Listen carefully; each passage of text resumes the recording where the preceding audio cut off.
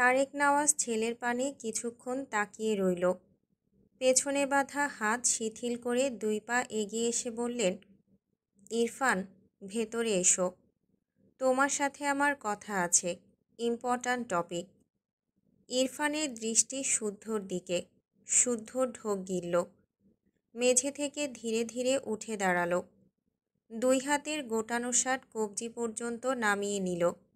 ইরফানের দিকে চেয়ে ডান হাতে মাথার চুলগুলো এলোমেলো করল। তার উদ্দেশ্য, সে এখন আবুল সাজতে চাইছে। আর মাইরা তাকে দেখে বলবে, অসম্ভব, এই আবুলকে আমি কিছুতেই বিয়ে করব না। তারেক নওয়াজ বিরক্ত হয়ে বলল, ইরফান, আমি তোমাকে কিছু বলছি। ইরফান শুদ্ধর থেকে দৃষ্টি ঘুরিয়ে তার বাবার দিকে ফেরায়। গম্ভীর গলায় বলে, আই অ্যাম নট ইন্টারেস্টেড। কথাটা বলে 1 সেকেন্ডও সেখানে দাঁড়ায় না, গটগট পায়ে চলে যায়। পেছন থেকে তারেক নওয়াজ ডাকে, ইরফান, তুমি আর কত অভদ্রতার পরিচয় দেবে? আমার কথা শুনতে হবে তোমাকে। ইরফান, দাঁড়াও। ইরফানের কোনো হেলদোল নেই। তারেক নওয়াজ তীব্র বিরক্তিতে চোখ মুখ কুঁচকালেন। শুদ্ধর দিকে তাকিয়ে বলল, তোমার ভাইকে বলে দিও, আর তুমি প্রিপারেশন নাও। ডিভোর্সের ব্যাপার আমি দেখছি, তুমি বিয়ের প্রিপারেশন নিলেই হবে। শুদ্ধ কাঁদো কাঁদো মুখ করে ঘর থেকে বেরিয়ে গেল। রান্নাঘর থেকে ইনায়া মাইরার জন্য খাবার হাতে নিয়ে আসে। ইনায়াকে দেখে শুদ্ধ ইনায়ার সামনে দাঁড়িয়ে গেলে ইনায়া ধাক্কা খেতে খেতে বেঁচে যায়। মাথা তুলে শুদ্ধকে দেখে বলে, তুমি কখন আসলে? শুদ্ধ ইনায়ার বাঁ হাতের ছোট গোল প্লেটে কয়েকটা মিষ্টি দেখল। ডান হাতে পরোটা। শুদ্ধ ডান হাতে শার্ট গুটিয়ে একটা মিষ্টি নিয়ে মুখে পড়ল। ইনায়া শুদ্ধর দিকে রেগে তাকায়। শুদ্ধ মুখেরটা শেষ করে দ্বিতীয়বার নিতে গেলে ইনায়া পেছন দিকে সরে গিয়ে তার হাত সরিয়ে নেয়। শুদ্ধ ভ্রুকুচকে বলে, মেহমান আসলে যে খাতির করতে হয় তা তো কোনো জন্মেই করলি না। নিজে নিজে আপ্যায়ন নিচ্ছি, তাও দিচ্ছিস না। ঘসিটি বেগমের মতো আচরণ কম কর বেয়াদব। ইনায়া বিরক্ত হয়ে বলল, এটা মাইরার খাবার, তুমি বসো, তোমাকেও দিচ্ছি। এটা বলে শুদ্ধর পাশ কাটিয়ে যেতে নিলে শুদ্ধ আরেকটা মিষ্টি টুক করে তার মুখে পুরে নেয়। ইনায়া রেগে তাকালে শুদ্ধ মুখের মিষ্টি শেষ করে হেসে একটু গলা উঁচিয়ে বলে, 2 দিন পর ও আমার বউ হবে, তাই আগে থেকেই ভাগ বসাচ্ছি, বুঝলি গাধা? ইনায়া ভ্রুকুচকে বলল, মানে? শুদ্ধ ইনায়ার হিজাবের ডান হাত মুছতে মুছতে বলল, আগে বল, এই বাসায় কি কাহিনী ঘটেছে ইরফান আর ওই মাইরা মেয়েটার মাঝে? ইনায়া দীর্ঘশ্বাস ফেলে বলল, ভাইয়া মাইরাকে আবার মেরেছে। শুদ্ধ অবাক হলো না, এটাই আন্দাজ করেছিল। তাদের সোজা বেশ অনেকটা দূর ইরফানকে দাঁড়িয়ে থাকতে দেখল শুদ্ধ। গলা উঁচিয়ে হেসে বলল, মাইরা আমার বউ হতে যাচ্ছে খুব শীঘ্রই। তোকে ভাই ডিভোর্স দিয়ে দেবে, ওকে? ইনায়া অদ্ভুত চোখে শুদ্ধর দিকে তাকালো। অবাক হয়ে বলল, তোমার মাথা আছে না গেছে? শুদ্ধ ইরফানের পেছন অব্বয়ের দিকে তাকায় আরেকবার। ইনায়ার কপালে একটা টোকা দিয়ে হেসে বলল, কানি দেখ, মাথা মাথার জায়গায় আছে, তুই চোখের ডক্টর দেখা। আমার বিয়েতে তোকে অনেক কিছু খাওয়াবো, একদম কিপটামি করব না। এটা বলে সে ইরফানের দিকে এগিয়ে যায়। ইনায়া তবদা খেয়ে চেয়ে আছে, চিন্তিত মুখে ধীর পায়ে এগিয়ে যায় মাইরার ঘরের দিকে। শুদ্ধ ইরফানের পাশে দাঁড়িয়ে ভ্রু কুঁচকে বলল, এখানে কি করছিস? কথাটা বলে সে নিজেও দেখার চেষ্টা করল। তার আগে ইরফান শুদ্ধর কলার শক্ত হাতে চেপে টেনে বাইরের দিকে নিয়ে যায়। শুদ্ধ ইনোসেন্ট ফেস বানিয়ে বলল, আরে ছাড়, আমি নিজেই যাচ্ছি। ইরফান ছাড়ল না, উল্টো আরও শক্ত করে কলার চেপে দৃষ্টি সামনে রেখে পায়ের গতি বাড়ালো। ইরফান সরে গেলে ইনায়া সেখানে গিয়ে দাঁড়ায়। ঘরের দরজা একদম খোলা। সে নিজেই এভাবে রেখে গিয়েছিল হয়তো মনের ভুলে। মাইরা এদিক ফিরে এলোমেলো হয়ে শুয়ে আছে, দেখে মনে হচ্ছে ঘুমিয়ে আছে। ঘাড় বাঁকিয়ে ইরফান আর শুদ্ধর দিকে তাকালো। ইরফান এখানে বেশ কিছুক্ষণ দাঁড়িয়েছিল, ইনায়া খেয়াল করেছে। কি যে তার ভাইয়ের হাবভাব বোঝাই যায় না। অতঃপর সে ঘরের ভেতর প্রবেশ করে। হাতের প্লেট রেখে মাইরার পাশে বসে মাইরাকে ডাকে। এইটুকু সময়ের মাঝেই মেয়েটা ঘুমিয়ে পড়েছে। ইনায়ার ডাকে মাইরা পিটপিট করে চোখ মেলে তাকায়, ধীরে ধীরে উঠে বসে। দুই হাতে মুখে হাত বুলিয়ে এলোমেলো চুলগুলো খোপা করে নেয়। তোমার শরীর উইক লাগছে মাইরা। মাইরা হেসে বলল, না আপু, ঠিক আছি, মাথা ব্যথা করছিল তাই একটু চোখ লেগে এসেছিল। ইনায়া পাশ থেকে প্লেট নিয়ে মাইরার সামনে ধরলে মাইরা পরোটার মিষ্টি দেখে হেসে বলল, এই খাবার তো আমার ফেভারিট আপু। ইনায়া মৃদু হেসে বলল, আমি জানি, তুমিই বলেছিলে।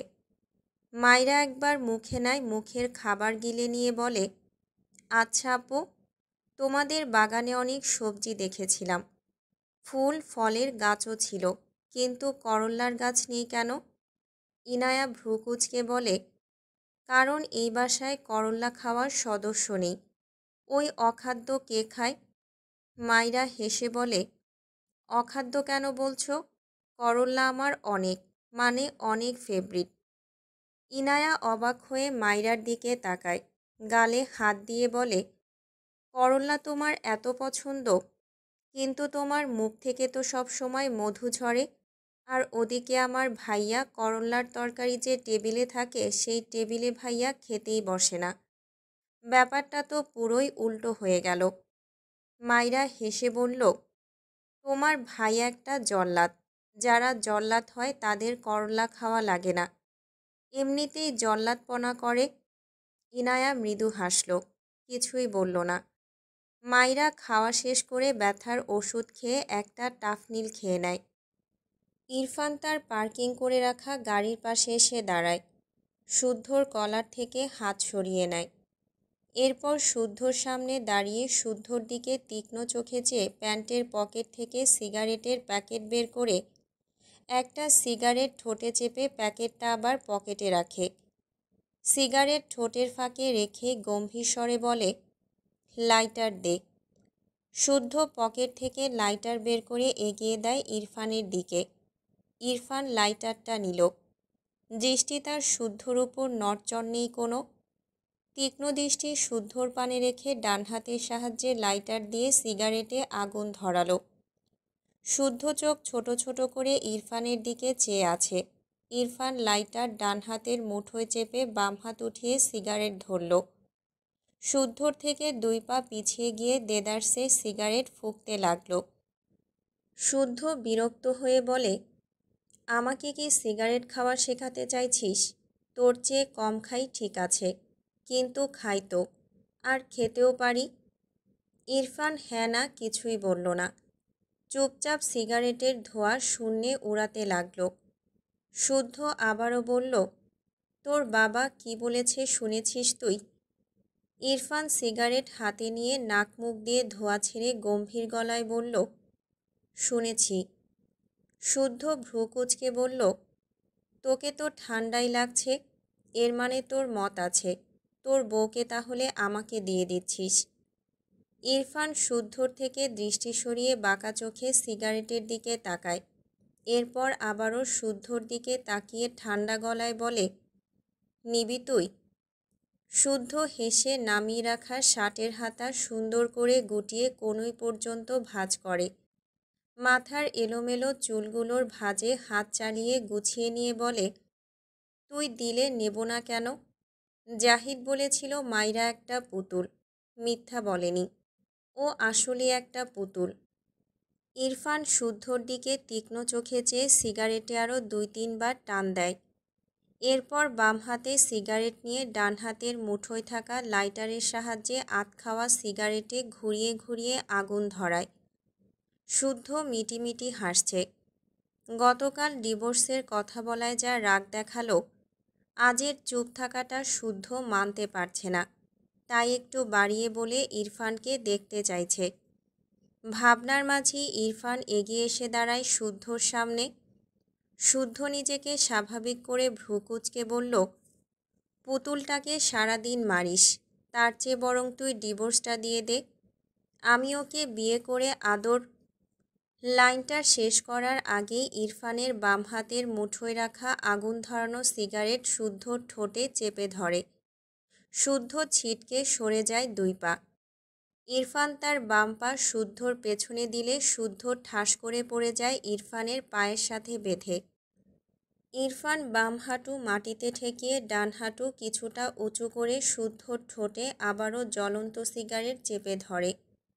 শুদ্ধর মাথা মাটির সাথে লাগানো। ছেলেটা নড়তেও পারছে না। ইরফান রক্তলাল চোখে শুদ্ধর দিকে চেয়ে সর্বশক্তি দিয়ে ইরফানের 2 ঠোঁটের উপর জ্বলন্ত সিগারেট চেপে ধরে রাখে। শুদ্ধ কেমন দাপিয়ে ওঠে, মনে হচ্ছে তার ঠোঁটে কেউ রান্না বসিয়েছে। হাত দিয়ে ইরফানকে ধাক্কাও দিল খানিকটা। ছেলেটাকে এক চুলও সরাতে পারল না। মিনিট 2 পরে ইরফান হাত সরিয়ে নেয়। শুদ্ধ স্বস্তির নিঃশ্বাস ফেলে চোখ বুজে নেয়। পোড়া ঠোঁট জোড়ায় হাত বোলায়। ইরফান দাঁড়িয়ে যায়। 2 হাত প্যান্টের পকেটে রেখে পা ফাঁক করে দাঁড়ায়। খুবই সামান্য ঠোঁট বাঁকিয়ে হাসে। কয়েক মিলিসেকেন্ডের মাঝে তা মিলিয়ে চোখ মুখ শক্ত করে রাগান্বিত কণ্ঠে বলে, fortunately you are my cousin, otherwise you would be finished. কথাটা বলে ইরফান কয়েক পা ডান দিকে গিয়ে তার গাড়িতে উঠে বসে। শুদ্ধর ইচ্ছে করল এই ভাই নামক শত্রুকে পচা পানিতে ডোবাতে। তার মনের মানুষ থাকতে সে ওই মেয়েকে বিয়ে করবে কোন দুঃখে। চাইল এর ভাব বুঝতে, কিন্তু হয়ে গেল সাক্ষাৎ ভিলেন। একটু পর ধীরে ধীরে উঠে বসল। তারেক নওয়াজ তখন বাইরে বেরিয়েছে। শুদ্ধকে গাড়ির পার্কিং লটে এভাবে বসে থাকতে দেখে এগিয়ে এসে বলল, তুমি এখানে বসে কি করছো? আজ শুধু মাটিতে বসছো কেন? ঘরে যাও। শুদ্ধ মাথা নিচু করে দাঁত কিরমির করল। এই 2 বাপ বেটা তাকে কি যে পেয়েছে। বসা থেকে উঠে দাঁড়িয়ে গা ঝেড়ে বলল, আসছি মামা, ভার্সিটিতে লেট হয়ে যাবে নয়তো। এটা বলে ইরফানের গাড়ির দিকে তাকায়। ইরফান গাড়ি স্টার্ট দেয়নি এখনও। তার জন্যই দেয়নি হয়তো। শুদ্ধ দ্রুত পায়ে ইরফানের পাশের সিটে বসে। তার গাড়িতে আর বসল না। ড্রাইভ করার ইচ্ছে নেই কোনো। ঠোঁট দুটো জ্বলছে। শুদ্ধ বসার সাথে সাথে ইরফান গাড়ি স্টার্ট দেয়। শুদ্ধ চোখ বুজে বলে, আমি তোর ডিভোর্স করাতাম না। ইরফান নির্লিপ্ত ভঙ্গিতে স্টিয়ারিং ঘোরাতে ঘোরাতে গম্ভীর স্বরে বলল, জানি। শুদ্ধ রেগে বলল, তো আমাকে ভিলেন ভাবার কি প্রয়োজন ছিল?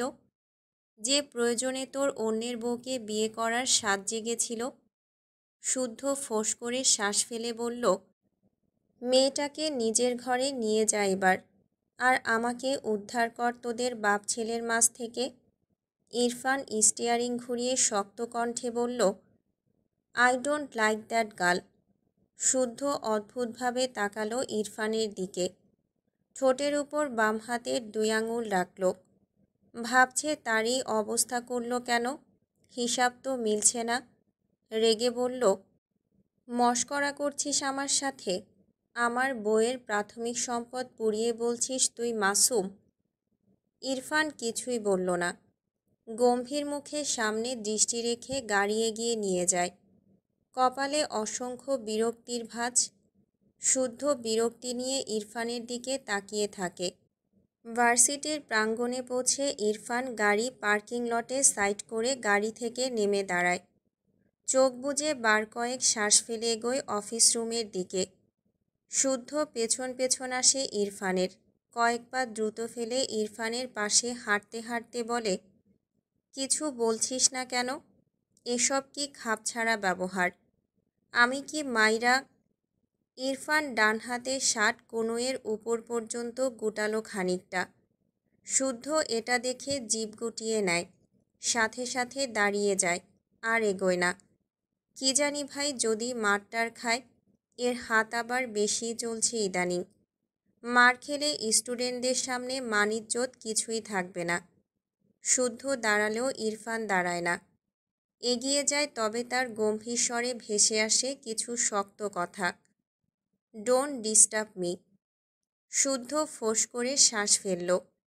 ইরফানের বাবা বলছে বিয়ের প্রিপারেশন নিতে। সে প্রিপারেশন নিলে ইরফান এসে তার উপর ঝাঁপিয়ে পড়ছে। সে কোথায় যাবে? আর তার বউয়ের কি হবে? কবুল বলার আগে এই বাপ ছেলের জন্য তার হার্ট অ্যাটাক হয়ে যাবে মনে হচ্ছে। বাম হাতে পোড়া ঠোঁট বোলায়, ডান হাত বুকের বাপাশে রাখে, মুখটা অসহায়। সামনে এক মেয়ের উপর চোখ পড়লে ভ্রু কুঁচকে তাকায় শুদ্ধ মেয়েটার দিকে। মেয়েটা তার দিকেই তাকিয়ে আছে। কাছে এসে শুদ্ধকে একটা সালাম দিল। শুদ্ধ নিজেকে স্বাভাবিক করে পকেটে হাত গুজে স্টুডেন্টের সালামের উত্তর নেয়। মেয়েটা পাশ কাটিয়ে যেতে নিলে শুদ্ধ গম্ভীর গলায় বলে, ওয়েট। মেয়েটা পেছন ফিরে তাকালে শুদ্ধ ভ্রু কুঁচকে বলে, তুমি আমাদের দিকে এতক্ষণ তাকিয়েছিলে কেন? হোয়াই? Answer me. মেয়েটা বোকা চোখে শুদ্ধর দিকে তাকায়, এলোমেলো দৃষ্টি ফেলে। মাথার জর্জেট ওড়নাটা আরেকটু সামনের দিকে টেনে নিয়ে আমতা আমতা করে বলে, সরি স্যার, এমনি। শুদ্ধ রেগে বলে, অন্যের বইয়ের হকের দিকে নজর দিলে কানের গোড়া একটা থাপ্পড় দিয়ে সিধে করব বেয়াদব। পড়াশোনা করে টিচারদের সম্মান করতে জানে না, ভুলভাল ইঙ্গিত দেয়। মেয়েটা শুদ্ধর কথায় রেগে যায়, মাথা নিচু তার। ডান হাতের 5 আঙ্গুল দলা পাকায়।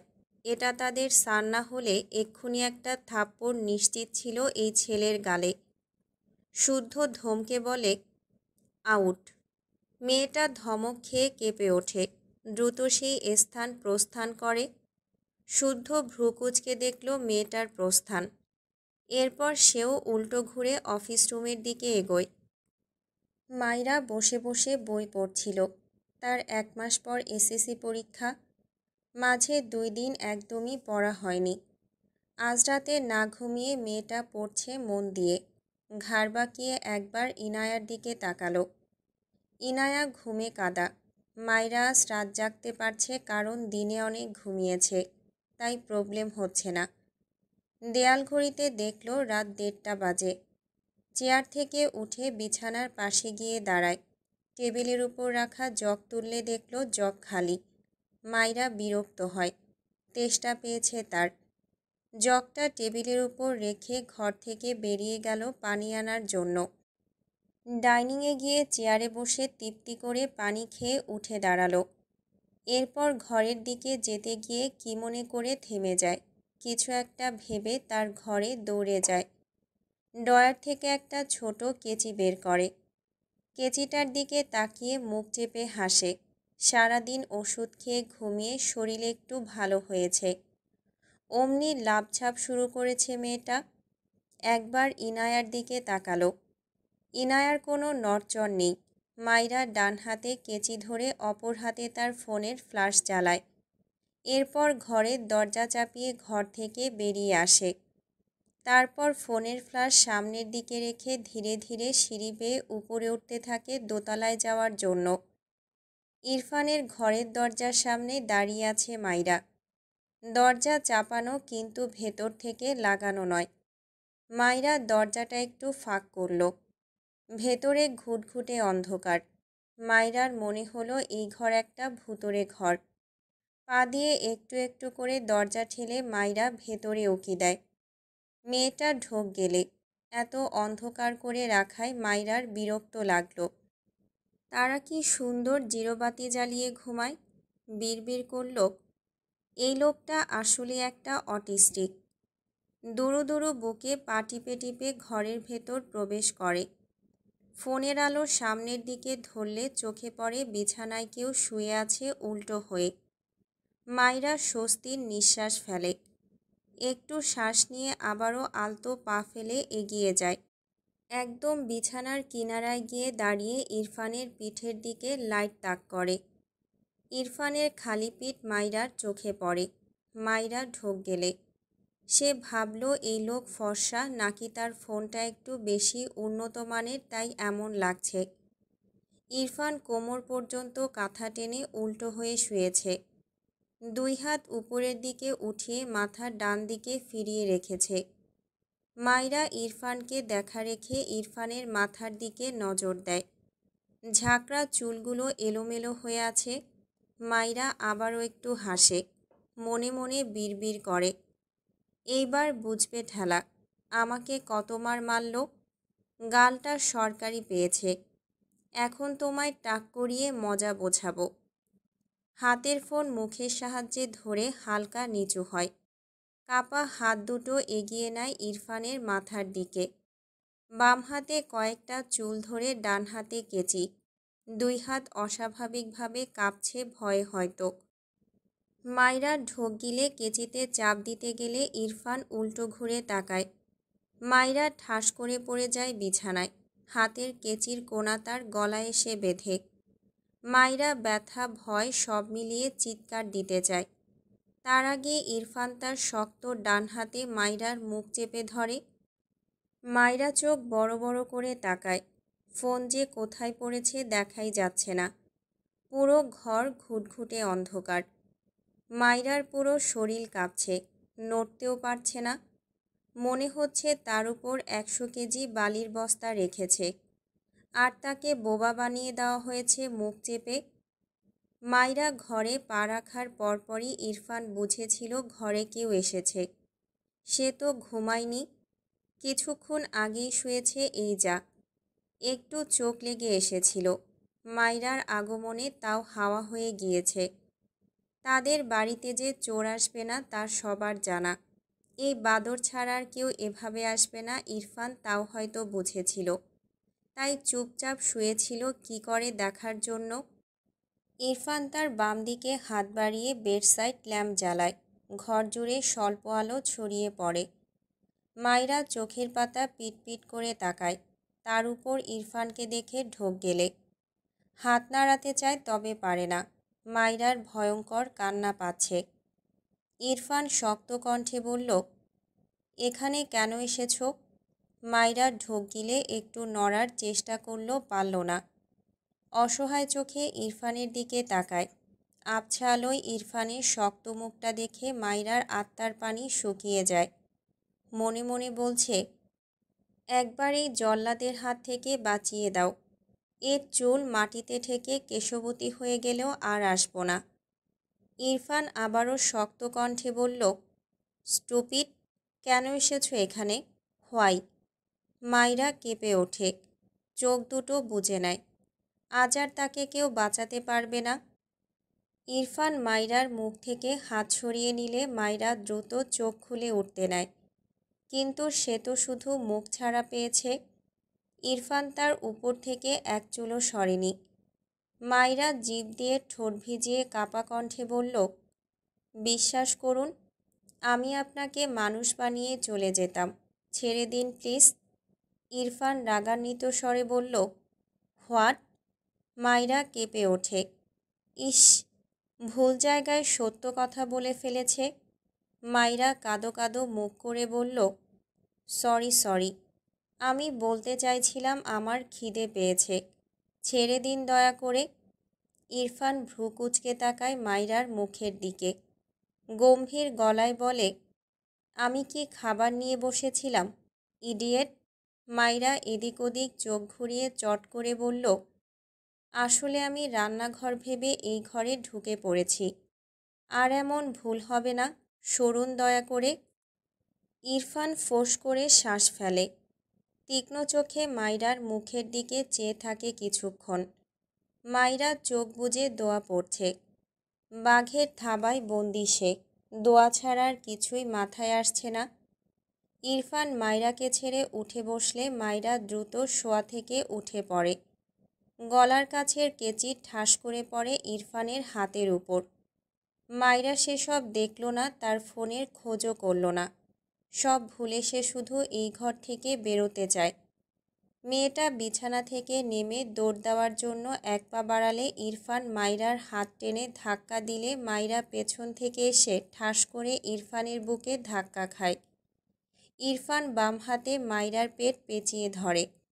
মাইরা ভয়ে কাঁপছে। সে কি এই বাঘের থেকে ছাড়া পাবে না? সবাই তো ঘুমায়, বাঁচাবে কে তাকে? ইরফান শক্ত কণ্ঠে বলল, আমাকে টাক করাতে এসেছিলে, শাস্তি না নিয়েই যাবে? মাইরা চোখ বড় বড় করে তাকায়। তার পেটে থাকা ইরফানের হাত দুই হাতে ঠেলে সরাতে চায়, পারে না, তবে হালও ছাড়ে না। ইরফান ডান হাতে কেচি তুলে নেয়, মাইরার সামনে নিয়ে কয়েকবার নাড়ায় কেচি। এরপর গম্ভীর স্বরে বলে, তোমার চুল কে বাঁচাবে এবার? মাইরা কেঁদে দিয়ে বলল, না না, আমার চুল কাটবেন না প্লিজ, আমার সাধের চুল, ছেড়ে দিন আমায়। আপনি কেশবতী হয়ে গেলেও আর তাকাবো না আপনার চুলের দিকে, ছেড়ে দিন আমায়। ইরফান ছাড়ল না মাইরাকে। মাইরা উপায় না পেয়ে মাথা নিচু করে ইরফানের হাতে দাঁত বসিয়ে দেয়। ইরফান শক্ত চোখে মাইরার পিঠে ছড়িয়ে পড়া চুলগুলোর দিকে তাকায়। মাইরা ইরফানের হাত কতক্ষণ যে কামড়ে ধরে রাখল। ইরফানের কোনো হেলদোল নেই। মাইরার এতে রাগ লাগলো। হাত থেকে দাঁত সরিয়ে হাতের উপর ঠোঁটজোড়া রেখেই বিড়বিড় করল, উফ আল্লাহ, এই লোকটা কেমন গন্ডার বানিয়েছে কেন? ইরফান মাইরার পেট ধরে রাখা হাত শিথিল করলে মাইরা পড়ে যেতে নিলে ইরফান মাইরার চুলের গোছা ধরে মাইরাকে তার দিকে ফেরায়। মাইরা ব্যথা পায়, কেঁদে কেটে বলে, ব্যথা পাই আমি, ছাড়ুন বলছি, আর আপনার চুল কাটতে আসবো না। ইরফান নীরব চোখে মাইরার মুখ পানে চেয়ে থাকে, কিছুই বলে না। চুলের গোছা আরও খানিকটা শক্ত করে ধরে। মাইরার মাথা হেলে গিয়ে ইরফানের বুকে ঠেকে। ইরফান শক্ত গলায় দাঁতে দাঁত চেপে বলে, স্টুপিড গার্ল, আউট। কথাটা বলে মাইরার চুল থেকে হাত সরিয়ে নেয়, হাতের কেচি ছুঁড়ে মারে। মাইরা ছাড়া পেয়ে দ্রুত ইরফানের থেকে সরে দাঁড়ায়। এক সেকেন্ডও সময় নষ্ট না করে দৌড় লাগায় ঘর থেকে বেরোনোর জন্য। যাওয়ার সময় হাত লেগে একটা ফুলদানি ঠাস করে পড়ে যায়। মাইরা ভয়ে চেঁচিয়ে ওঠে, পেছন ফিরে তাকায় না, দ্রুত দরজার কাছে চলে যায়। দরজায় হাত রেখে একবার পেছন ফিরে রেগে বলে, এই যে শুনুন, আমি সুযোগ পেলে ঠিকই আপনাকে মানুষ বানিয়ে ছাড়ব। এমন জঙ্গলি মানুষকে দেখলে যে কেউ ভয় পাবে। কথাটা বলেই দৌড় লাগায় আবার। ছাড়া পেয়ে সব বলা কথা ভুলে গিয়েছে। ইরফান দাঁতে দাঁত চেপে মাইরার প্রস্থান দেখল, বিড়বিড় করল, স্টুপিড বাদর। মাইরা ঘর থেকে বেরিয়ে সামনে তার শ্বশুরকে দেখে থতমত খেয়ে যায়। তারেক নওয়াজের ঘুম ভেঙে যাওয়ায় তিনি পানি নিতে ঘর থেকে বেরিয়েছিলেন। উপরে শব্দ পেয়ে দ্রুত উপরে উঠে আসে। ইরফানের ঘর থেকে এত রাতে মাইরাকে বের হতে দেখে তিনি হতভম্ব হয়ে চেয়ে আছেন। যদিও এরা নামেই স্বামী স্ত্রী, কাজে তো নয়। তাছাড়া মাইরার চোখে পানি দেখেই বোঝা যাচ্ছে মেয়েটা কাঁদছে। মাইরা দুই হাতে চোখ মুছে আমতা আমতা করে বলল, ঘুম পেয়েছে বাবা, যাই আমি। কথাটা বলে দৌড়ে সিঁড়ি বেয়ে নামতে থাকে। ওদিকে ইরফান বিরক্ত হয়ে বিছানা থেকে নেমে দাঁড়ায়। এই বাদরের জন্য আর দরজা খুলেও রাখা যাবে না। এগিয়ে এসে দরজা লাগানোর জন্য বাম হাত বাড়িয়ে দরজায় হাত রাখে, কিন্তু সামনে চোখ পড়লে থেমে যায়। দরজার সামনে তার বাবা দাঁড়িয়ে আছে। ইরফান বাবাকে দেখে অবাক হয়।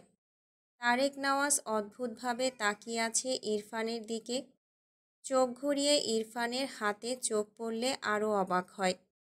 ইরফান বাম হাত এগিয়ে দিয়েছে দরজা লাগানোর জন্য। মাইরা বাম হাতেই কামড় দিয়েছে একটু আগে। ফর্সা হাত হওয়ায় কামড়ের লাল দাগটা তারেক নওয়াজের চোখ এড়াল না। তিনি অবাক হয়ে ইরফানের দিকে চোখ তুলে তাকায়। ইরফানও বাবার দৃষ্টির মানে বুঝতে না পেরে ভ্রুকুচকে তাকিয়ে আছে তার বাবার দিকে। বউ বলে মানো না, তাহলে এসব কি? ইরফান ভ্রুকুচকে বলে, কোন সব? তারেক নওয়াজ ছেলের উপর চরম বিরক্ত। ফোঁস করে শ্বাস ফেলে ইরফানের দিকে তাকিয়ে থেকে প্রশ্ন করে, তুমি মাইরাকে মেনে নিয়েছ? ইরফান গম্ভীর গলায় বিরক্তিমাখা কণ্ঠে বলে, আমি কোনো বাচ্চাকে আমার আশেপাশে দেখতে চাই না। তারেক নওয়াজ রেগে যায় ইরফানের কথায়। কয়েক পা এপাশ ওপাশ করে ইরফানের দিকে খানিকটা এগিয়ে এসে ধমকে বলে, তোমাকে আমি ভালো ভেবেছিলাম। তুমি এসব কি করছো? মেয়েটাকে ইউজ করে 2 দিন পর ডিভোর্স দিয়ে দেবে? ইরফান রেগে বলল, এখানে ডিভোর্সের কথা কোথা থেকে আসছে? তো আসবে না। তুমি তো মানছো না তাকে। রাতভর বাচ্চা মেয়েটাকে এভাবে ইউজ করতে একটুও বাধল না তোমার? ইরফান অদ্ভুতভাবে তার বাবার দিকে চেয়ে আছে। কিসের ইউজ করার কথা বলছে? তাকে কি চরিত্রহীন ভাবছে কোনোভাবে? রেগে বলল, মাঝরাতে উঠে এসে ভুলভাল পদবি দিয়ে আমাকে রাগিও না বাবা, ঘুমাতে যাও। তারেক নওয়াজ ছেলের কথায় বিস্ময় নিয়ে তাকালো। এই ছেলে তলে তলে সব করে, এমন ভান করছে যেন ভাজা মাছও উল্টে খেতে জানে না। আমি ভুলভাল পদবি দিচ্ছি, সব তো নিজের চোখেই দেখলাম। ইরফান কপালে 2 আঙ্গুলের সাহায্যে কয়েকবার স্লাইড করে এরপর চোখ তুলে বাবার দিকে তাকিয়ে ভ্রু কুঁচকে বলল, কি দেখলে? তারেক নওয়াজ ছেলের কথায় থতমত খেয়ে তাকায়। রেগে বলে, যা দেখালে তাই দেখলাম। ইরফান নিচের দিকে একবার তাকায়। উদাম শরীর, পরনে ট্রাউজার। বিরক্ত হয়ে বাবার দিকে তাকিয়ে বলল, শার্টলেস প্রথমবার দেখছো এমন তো নয়? তারেক নওয়াজ রেগে বলল, আমি মাইরার কথা বলছি। ইরফান হাত মুষ্টিবদ্ধ করে ফোঁস করে শ্বাস ফেলে। বাবার দিকে তাকিয়ে রেগে বলল, ওই স্টুপিটের নাম জপতে ইচ্ছে করলে প্লিজ নিজের ঘরে গিয়ে জপো। তারেক নওয়াজ দ্বিগুণ রেগে বলল, তোমাকে আমার ছেলে ভাবতেই অবাক লাগছে। ভুলেও ডিভোর্সের কথা ভেবো না। মাইরা যদি দিন দিন বড় না হয়ে আরও ছোট হয়ে যায় তবুও ওর সাথেই তোমাকে থাকতে হবে, মাথায় রেখো। কথাটা বলে বিরক্ত হয়ে উল্টো ঘুরে চলে যায় আর বিড়বিড় করে বলে, অসভ্য ছেলে। ইরফান রেগে ঠাস করে তার ঘরের দরজা আটকে দেয়। রাগে শরীর রিরি করছে। কোমরে হাত দিয়ে বারবার এপাশ ওপাশ করে হাঁটতে লাগলো। ইচ্ছে করছে মেয়েটার 2 গালে ঠাটিয়ে দুটো থাপ্পড় মারতে। ইরফানের এক ঘর পর জাহার আর তার মা থাকে। ইরফানের ঘরে এত শব্দ, মাইরার চিৎকার শুনে জাহারা জাগনা পেয়ে গিয়েছিল। জাহারার মা জাগনা পায়নি। তিনি ঘুমের ওষুধ খেয়ে ঘুমান। কিন্তু জাহারা জাগনা পেয়ে ঘরের দরজা খুললে মাইরাকে ইরফানের ঘর থেকে বেরোতে দেখে। বেশ কিছুক্ষণ দাঁড়িয়ে রয় সেখানে। ইরফানের বাবা চলে যায়, ইরফান দরজা লাগিয়ে দেয়। জাহারা দরজার আড়ালে চুপ করে থম মেরে দাঁড়িয়ে থাকে। কখন যে চোখ থেকে পানি গড়িয়ে পড়েছে মেয়েটা বুঝতেই পারল না। ধীরে ধীরে ঘরের ভেতরে গিয়ে দরজা লাগিয়ে দেয়। এরপর দরজা ঘেঁষে সেখানেই হাঁটু মুড়ে বসে পড়ে। হাঁটুতে মাথা ঠেকিয়ে ফুঁপিয়ে ওঠে।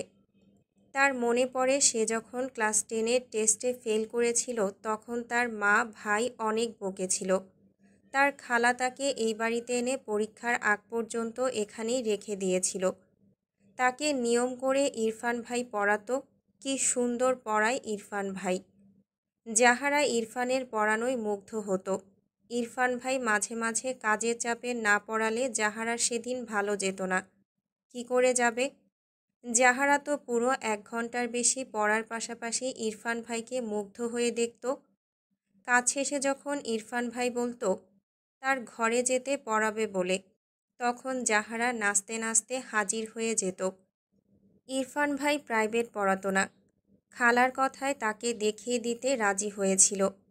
সেই যে জাহারার ছোট্ট দুনিয়ায় হঠাৎ ইরফান ভাই নামক এক বসন্ত এসে হাজির হলো। এরপর জাহারা এসএসসি দেয়, এইচএসসি দেয়। দিনরাত এক করে অ্যাডমিশনের জন্য পড়েছে ইরফান ভাইয়ের ভার্সিটিতে চান্স নেওয়ার জন্য। গত বছর সে ভার্সিটিতে চান্সও পেয়ে যায়। কিন্তু হঠাৎই তার গড়ে তোলা সব অনুভূতিতে এক ছোট্ট একটা মেয়ে এসে থাবা বসালো। ইরফান ভাইকে কেড়ে নিল তার থেকে। জাহারার কাঁদতে কাঁদতে হেঁচকি উঠে গিয়েছে। মেয়েটা সমানে ফোঁপাচ্ছে। বসা থেকে উঠে দৌড়ে ওয়াশরুমে গিয়ে দরজা আটকে দেয়। তার বড্ড কষ্ট হয় ইরফান ভাইয়ের পাশে অন্য কাউকে দেখলে। 3 বছর আগে যাকে মন দিয়ে বসে আছে, আজ হঠাৎ সে বউ নিয়ে সংসার করছে। জাহারা কি করে মানবে? ওয়াশরুমে বসে অনেকক্ষণ কাঁদল। এরপর চোখে মুখে পানি দিয়ে বাইরে বেরিয়ে আসে। মায়ের পাশে চুপচাপ শুয়ে পড়ে। চোখে ঘুম নেই, তার দম বন্ধ লাগছে। সারা রাত এপাশ ওপাশ করে কাটিয়ে দেয়। ফজরের আজান শুনে উঠে নামাজ পড়ে নেয়। এরপর আরও অনেকক্ষণ বসে বসে কাঁদে। জাহারার মা নামাজ শেষে ঘরের লাইট জ্বালিয়ে জাহারার দিকে তাকিয়ে আঁতকে ওঠেন। জাহারা বিছানার কোণায় চুপ করে বসে বসে নীরবে অশ্রু বিসর্জন দিচ্ছিল। সে তো কাঁদতে চায় না, কিন্তু কেন যে চোখ থেকে পানি গড়ায় এত? বারবার মনে পড়ছে ইরফান ভাইয়ার মাইরা রাতে এক ঘরে ছিল। জাহারার মা এগিয়ে এসে মেয়ের পাশে বসেন। জাহারা মায়ের দিকে তাকায় না। ভদ্রমহিলা জাহারার মাথায় হাত বুলিয়ে বলে, কাঁদছিস কেন মা? জাহারা ফুপিয়ে ওঠে, আবারও কাঁদতে কাঁদতে হেঁচকি উঠে যায়। অসহায় কণ্ঠে বলে, ইরফান ভাইকে এনে দাও না মা। তুমি আর খালামণি যে বললে ইরফান ভাই আমাকে ভালোবাসবে, তোমাদের কথা তো মিলল না মা। জাহারার মা কি বলবেন বুঝলেন না। দীর্ঘশ্বাস ফেলে বললেন, ইরফান তো বিয়েটা মেনে নেয়নি, একটু ধৈর্য ধর। জাহারা হঠাৎই রাগে কাঁদতে কাঁদতে চিৎকার করে বলল, ওরা একসাথে থাকতে শুরু করেছে, আমাকে আর কত ধৈর্য ধরতে বলো? আমি কিন্তু ইরফান ভাইয়ের পাশে আর কাউকে মানব না। ওই মেয়েকে ছাড়ব না আমি। জাহারার মা মেয়ের দিকে অবাক হয়ে তাকালেন। মেয়েটা ইরফানকে পছন্দ করত, কিন্তু এতটা পজিটিভ তিনি বোঝেননি। জাহারাকে কিছুই বলল না, চুপ করে পাশ থেকে উঠে ঘর থেকে বেরিয়ে যায়। রুমা নওয়াজের ঘরে গিয়ে দেখেন তারেক নওয়াজ আছে। তিনি তার বোন রুমা নওয়াজকে ডাকলে তিনি ভেতর থেকে আসছি বললে জাহারার মা আবারও তার ঘরে চলে আসে। ওদিকে রুমা নওয়াজ বোনের ডাকে উপরে আসেন। আপা, তুমি যে আমার মেয়েটাকে তোমার ছেলের জন্য নিতে চেয়েছিলে ভুলে গিয়েছ? রুমা নওয়াজ দীর্ঘশ্বাস ফেলে বলেন, তোর দুলাভাই তো শুনল না আমার কথা, কি করব বল? বিয়ে যেহেতু হয়েই গিয়েছে, এখন তো আর কিছু করার নেই। বিয়ে না হলে আমি জাহারাকে আমার ঘরের ছেলের বউ করে নিয়ে আসতাম। জাহারার মা মেয়ের দিকে তাকায় একবার। মেয়েটা কেঁপে কেঁপে উঠছে। তিনি তার বোনের হাত দুটো আগলে বললেন, আপা, আমি জানি তুমি আমাকে সেভাবে কথা দাওনি, আমি বেশি আশা করেছিলাম, কিন্তু আমার মেয়েটার দিকে একবার তাকাও। বোনের কথায় রুমা নওয়াজ ভ্রু কুঁচকে জাহারার দিকে তাকায়। এগিয়ে এসে জাহারার পাশে বসে জাহারার মাথাটা টেনে তোলে। জাহারা খালাকে দেখে খালার বুকে পড়ে কাঁদতে লাগে। রুমা নওয়াজ বোধহয় অনেক কিছুই বুঝল। তিনি জাহারার ব্যাপারে জানতেন না। তার বোন ইরফানকে মেয়ের জামাই হিসেবে চেয়েছিল। সে ইরফানের বাবার সাথে আলোচনা করতে চেয়েছিল এ নিয়ে, কিন্তু তার আগে ইরফানের বিয়ে হয়ে যায়। জাহারা খুব শান্তশিষ্ট একটা মেয়ে। ইরফান যেমন চুপচাপ স্বভাবের, জাহারাও তেমন শান্তশিষ্ট, খুব ভদ্র একটা মেয়ে। রুমা নওয়াজের জাহারাকে ভীষণ পছন্দ ছিল, অন্তত মাইরার চেয়ে তো 1000 গুণ ভালো মেয়ে জাহারা। কিন্তু তার তো আর কিছুই করার নেই। জাহারার মা এগিয়ে এসে বললেন, আপা, ইরফান তো বিয়েটা মানে না। ওদের ডিভোর্স করিয়ে আমার মেয়েটার সাথে ইরফানকে বেঁধে দিলে হয় না আপা? রুমা নওয়াজ জাহারার দিকে তাকালো। মেয়েটার মুখের অবস্থা করুণ, কাঁদতে কাঁদতে নাজেহাল অবস্থা করে ফেলেছে। হাত বাড়িয়ে জাহারার চোখের পানি মুছিয়ে দিয়ে বললেন, কান্না করিস না মা, আমি দেখছি, কান্না থামা। জাহারা তার খালামণিকে আঁকড়ে শুধু ফোঁপায়, কিচ্ছু বলে না। ইরফান সকাল সকাল ঘর থেকে বেরিয়ে তার দরজার সামনে জাহারাকে দেখে ভ্রু কুঁচকে তাকায়। জাহারা হাতে এক মগ ব্ল্যাক কফি নিয়ে দাঁড়িয়ে আছে। দ্রুত ইরফানের দিকে এগিয়ে দিলে ইরফান নিয়ে নেয়। সে এটা নিতেই বেরোচ্ছিল। জাহারার থেকে কফির মগ নিয়ে উল্টো ঘুরে আবার জাহারার দিকে তাকিয়ে বলে, ভার্সিটি যাস না কেন? জাহারা মাথা নিচু করে আনমনে বলল, তুমি এটা খেয়াল করেছো ইরফান ভাই? ইরফান শুনতে না পেয়ে ভ্রু কুঁচকে বলল, হোয়াট? জাহারা থতমত খেয়ে বলে, না মানে যাব। ইরফান আর কিছু না বলে ঘরের ভেতর চলে যায়। ইরফান, জাহারাকে তোমার সাথে নিয়ে যাও, একই ভার্সিটি তো। ইরফান ভার্সিটির উদ্দেশ্যে বের হচ্ছিল, মায়ের কথায় পা থেমে যায়।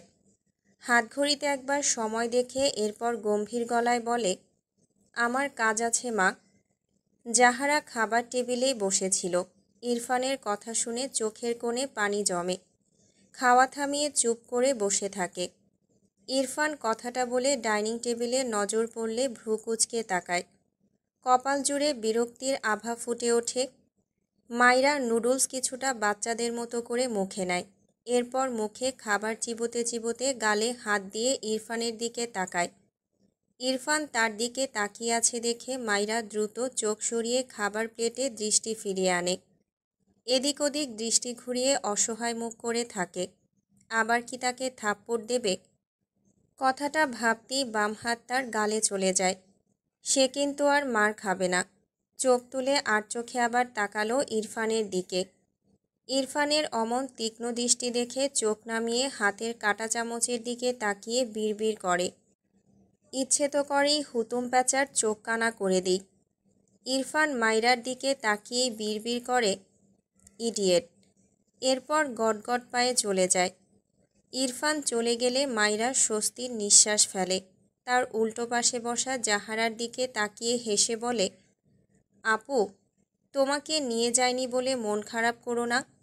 বাবাকে বললেই নিয়ে যাবে। জানোই তো এই লোকটা কেমন খাটাস। পেছন থেকে রুমা নওয়াজ গম্ভীর গলায় বলে, কে খাটাস? মাইরা অসহায় মুখ করে তাকায়। তার শাশুড়ি কোথা থেকে চলে আসলো? নিজের ছেলের নামে সত্য কথা তো নিতেই পারে না। আমতা আমতা করে বলল, আমি আমি খাটাস। রুমা নওয়াজ মাইরার দিকে মনোযোগ দিল না। জাহারার পাশের চেয়ারে বসে বলল, নিজেকে একটু শক্ত কর মা। জাহারা মাথা নিচু করে থাকে। মাইরা ভ্রু কুঁচকে চেয়ে আছে জাহারার দিকে। মেয়েটার মন খারাপ মনে হয়, কিন্তু কেন? মাইরা মৃদু হেসে বলল, আপু, আমি আজ ইনায়া আপুর কলেজে যাব। বাবা বলেছে নিয়ে যাবে। তুমিও যাবে? তাহলে দেখবে মন ভালো হয়ে যাবে। জাহারার চোখে পানিতে টইটুম্বুর। সেভাবেই চোখ তুলে শক্ত চোখে মাইরার দিকে তাকায়। জাহারার দৃষ্টি দেখে মাইরা চুপসে যায়। ঢোক গিলে বলে, তুমি কি আমার উপর কোনো কারণে রেগে আছো আপু? তাহলে সরি। জাহারা আধখাওয়া খাবার রেখে উঠে দাঁড়ায়। কোনো দিকে না তাকিয়ে তার ঘরের দিকে যেতে থাকে। রুমা নওয়াজ পিছু ডাকে, খাবারটুকু শেষ করে যেতে বলে। জাহারা ঘরের দিকে যেতে যেতে ভাঙা গলায় বলে, খালামণি, জোর করো না প্লিজ, ভালো লাগছে না। রুমা নওয়াজ দীর্ঘশ্বাস ফেললেন। মাইরা কিছুই বুঝল না। বোকা বোকা চোখে শুধুই চেয়ে গেল। রুমা নওয়াজ মাইরার দিকে বেশ কিছুক্ষণ চেয়ে রইল। সব কিছু কেমন যেন খাপছাড়া লাগছে তার। ভাবনার মাঝে জাহারা রেডি হয়ে ব্যাগ হাতে নিচে নেমে আসে। রুমা নওয়াজ জাহারাকে দেখে এগিয়ে গিয়ে বলেন, জাহারা, মা, এভাবে চলে যাচ্ছিস কেন? জাহিদ পেছনে দাঁড়িয়ে বলে, খালামণি, দেখো তো এর কি হয়েছে। আমাকে টেনে আনলো, বলে ওকে এক্ষুনি বাসায় রেখে আসতে হবে। রুমা নওয়াজ জাহারার মাথায় হাত বুলিয়ে বলল, এমন করিস না মা, আর কয়েকটা দিন থেকে যা। জাহারা বাহাতে চোখ মুছে ভাইয়ের হাত ধরে বলল, আমি আর এখানে থাকতে পারবো না খালামণি, জোর করো না। ইনায়া তার ঘর থেকে বেরিয়ে এসে জাহারাকে দেখে অবাক হয়ে বলল, আপু, তোমরা যে এবার 7 দিন থাকবে বললে, প্লিজ আপু, থেকে যাও। জাহারা বিরক্ত হয়ে ইনায়ার দিকে তাকিয়ে বলল, আমাকে দিয়ে কি করবি? ভাবি তো পেয়েই গিয়েছিস, আমাকে দিয়ে আর কি এখন? ইনায়া অবাক হয়ে তাকালো জাহারার দিকে। জাহারা এভাবে কথা বলছে কেন? জাহিদ জাহারার মাথায় টোকা দিয়ে বলল, এভাবে কথা বলছিস কেন? ইনায়া তো ভালোবেসে বলছে। জাহারা কিছুই বলল না, একা একাই বেরিয়ে যেতে লাগলো। রুমানাওয়াজ জোর করে জাহারার হাত থেকে ব্যাগ ছাড়িয়ে নিয়ে বলল, আমার কথা শুনবি না তুই? আমি তোর কেউ নই। জাহারা মাথা নিচু করে আছে, চোখের কোণে পানি।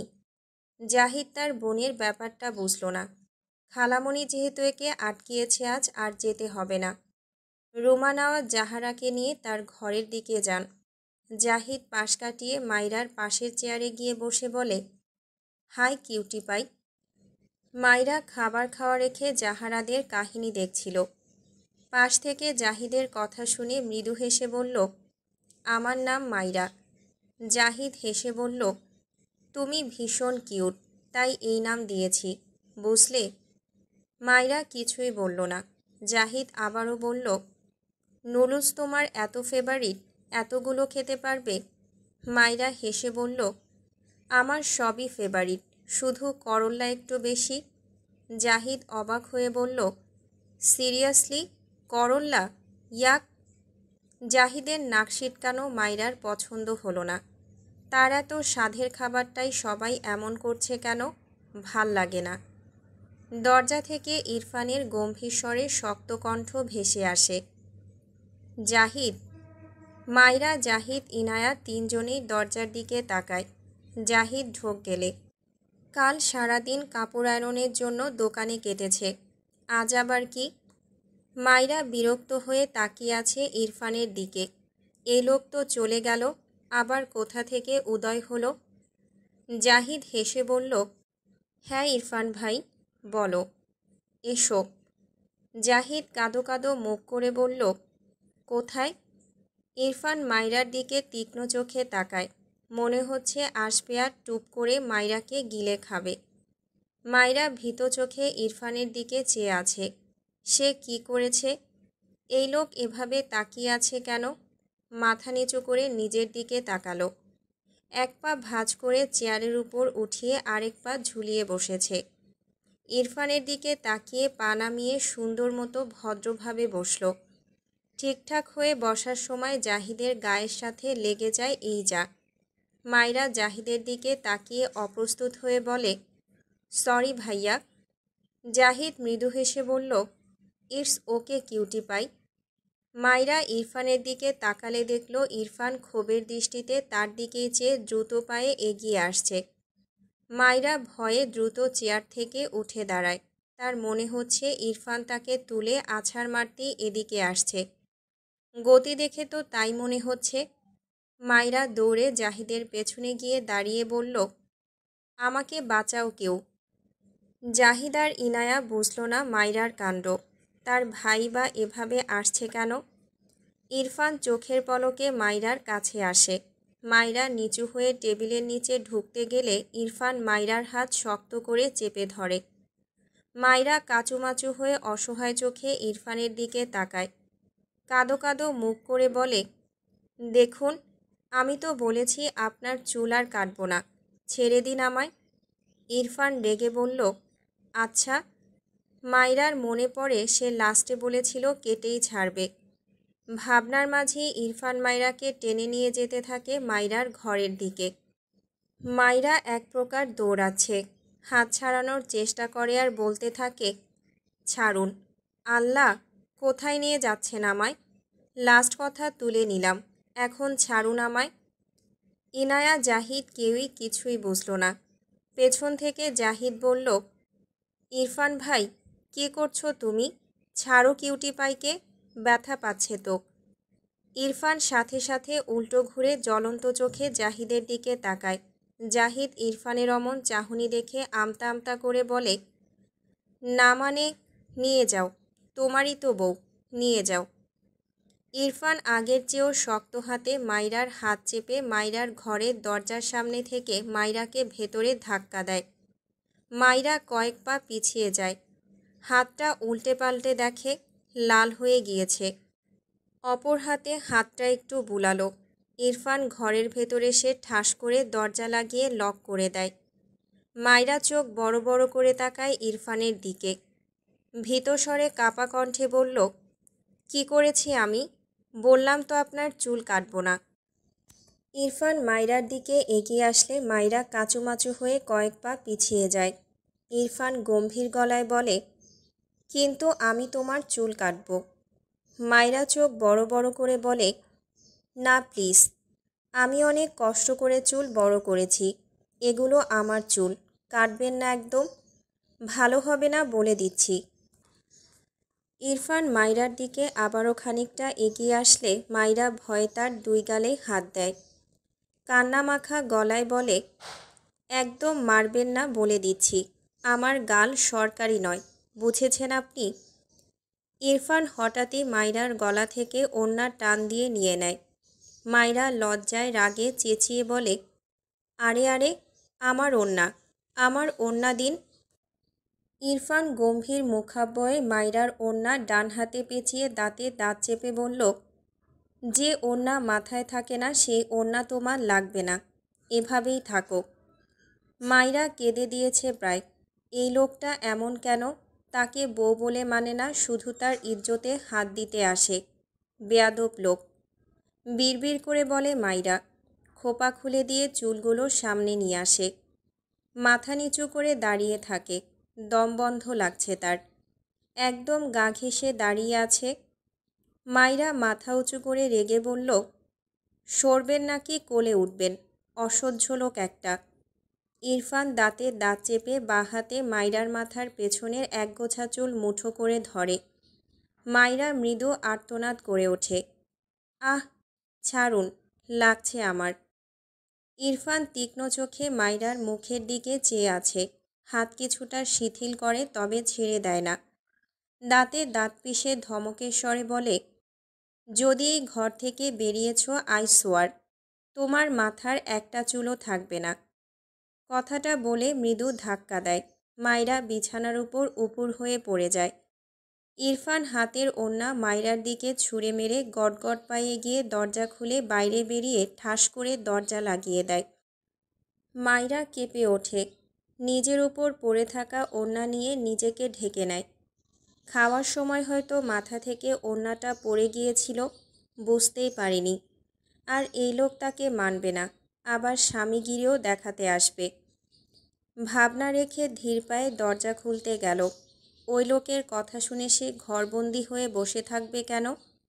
অসহ্যকর লোক একটা। কিন্তু দরজা তো খোলে না। বুঝলো লক হয়ে গিয়েছে। এবার ওপাশ থেকে চাবি দিয়ে খুলতে হবে। রাগে দরজায় একটা লাথি দিলে নিজেই ব্যথা পেয়ে পা ধরে বসে পড়ে। এত রাগ লাগছে তার। তার অর্ধেক নুডলস ওখানেই পড়ে আছে। পেটটাও ভরেনি। বিড়বিড় করে বলল, এত খবিশ মানুষ জীবনেও দেখিনি। চেয়েছিলাম চুল সাইজ করব, এখন মনে হচ্ছে একটা চুলও রাখবো না। আমাকে একটু শান্তি করে খেতেও দেয় না, খবিশ লোক একটা। আবার তাকে ঘরবন্দি করার পায়তারা করছে। এমনিতেই গ্রাম থেকে এসে এখানে বিরক্ত লাগে। এখন ঘর থেকেই বেরোতে দেবে না। শখ কত! সে বেরোবে, 100 বার বেরোবে। ইরফান ঘর থেকে বেরিয়ে জাহিদের কাছে দাঁড়িয়ে বলল, এসো। ইনায়া আর জাহিদ দুজনেই হাঁ করে চেয়েছিল মাইরার ঘরের দরজার দিকে। ইনায়া সবচেয়ে বেশি অবাক হলো। তার ভাই করছেটা কি? সব মাথার উপর দিয়ে যাচ্ছে। জাহিদ এসব অবাকতা রেখে চেয়ারে বসে বলল, খেয়ে নিই ফাস্ট। জাহিদ 2 মিনিটে কিছুটা নুডলস খেয়ে নেয়। সে পরিকল্পনা করছে এই কাজ করে সে এই বাড়ি থেকে চলে যাবে। কিরে বাবা, বেড়াতে এসে শুধু কাজ করতে হচ্ছে। এর চেয়ে নিজের বাড়ি গিয়ে শুয়ে ঘুম পাড়ুক, সেটাও ভালো। এরপর পানি খেয়ে ঘরের দিকে যেতে নিলে ইরফান ভ্রুকুচকে বলল, কোথায় যাচ্ছ? জাহিদ ইনোসেন্ট ফেস বানিয়ে বলল, চেঞ্জ করে আসি। লাগবে না। জাহিদ নিজের দিকে তাকালো। ট্রাউজার পরে বাইরে যাবে? টি শার্টটাও কেমন যেন। অতঃপর জিজ্ঞেস করল, আজ কি কাজ করতে হবে? বাগান ক্লিন করা। জাহিদ চোখ বড় বড় করে বলল, কি, লেবার হব আমি?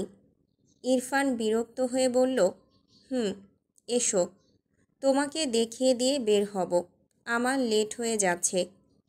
ইনায়া তার ভাইয়ের দিকে চেয়ে আছে। হয়েছেটা কি ইরফানের? ইনায়া কিছুই বুঝল না। গতকাল নাকি সব শার্ট প্যান্ট জাহিদ ভাই বেচারাকে দিয়ে আয়রন করিয়ে এনেছে। আজ সোজা লেবার। জাহিদের পা ছড়িয়ে কাঁদতে ইচ্ছে করছে। বড় ভাইয়ের মুখের উপর নাও করা যায় না। জাহিদ একটু ভেবে বলল, আমার হাতে লেবার আছে ইরফান ভাই, কল করলেই 2 মিনিটে চলে আসবে, তুমি নিশ্চিন্তে যাও। ইরফান জাহিদের হাত টেনে বাইরে যেতে যেতে বলল, তোমার হাতেই বাগান ক্লিন করাতে ইচ্ছে করছে। ওরা কাজে ফাঁকি দেয়, তুমি দেবে না। জাহিদ মনে মনে সিদ্ধান্ত নিল এই বাগান ক্লিন করে সে আর এই বাড়িতেই ঢুকবে না। ওই দিক দিয়েই সোজা তার বাড়িতে চলে যাবে। এসব কি হচ্ছে তার সাথে? আমতা আমতা করে বলল, বলছি ইরফান ভাই, রহমত চাচা তো কাজে ফাঁকি দেয় না, তাকে দিয়ে করালে হয় না? ইরফান জাহিদের দিকে তাকিয়ে গম্ভীর গলায় বলল, তোমার হাতের ছোঁয়া আমার বাগানে থাকুক, আমি সেটাই চাইছি গো। জাহিদা তো অদ্ভুতভাবে তাকালো ইরফানের দিকে। সে দৃষ্টির মানে এই দুনিয়ার কেউ বোধহয় বুঝবে না। দৃষ্টি ঘুরিয়ে নিজের হাত উঠিয়ে একবার দেখল তার হাতে কি কোনোভাবে হীরা অথবা সোনা লেগে আছে।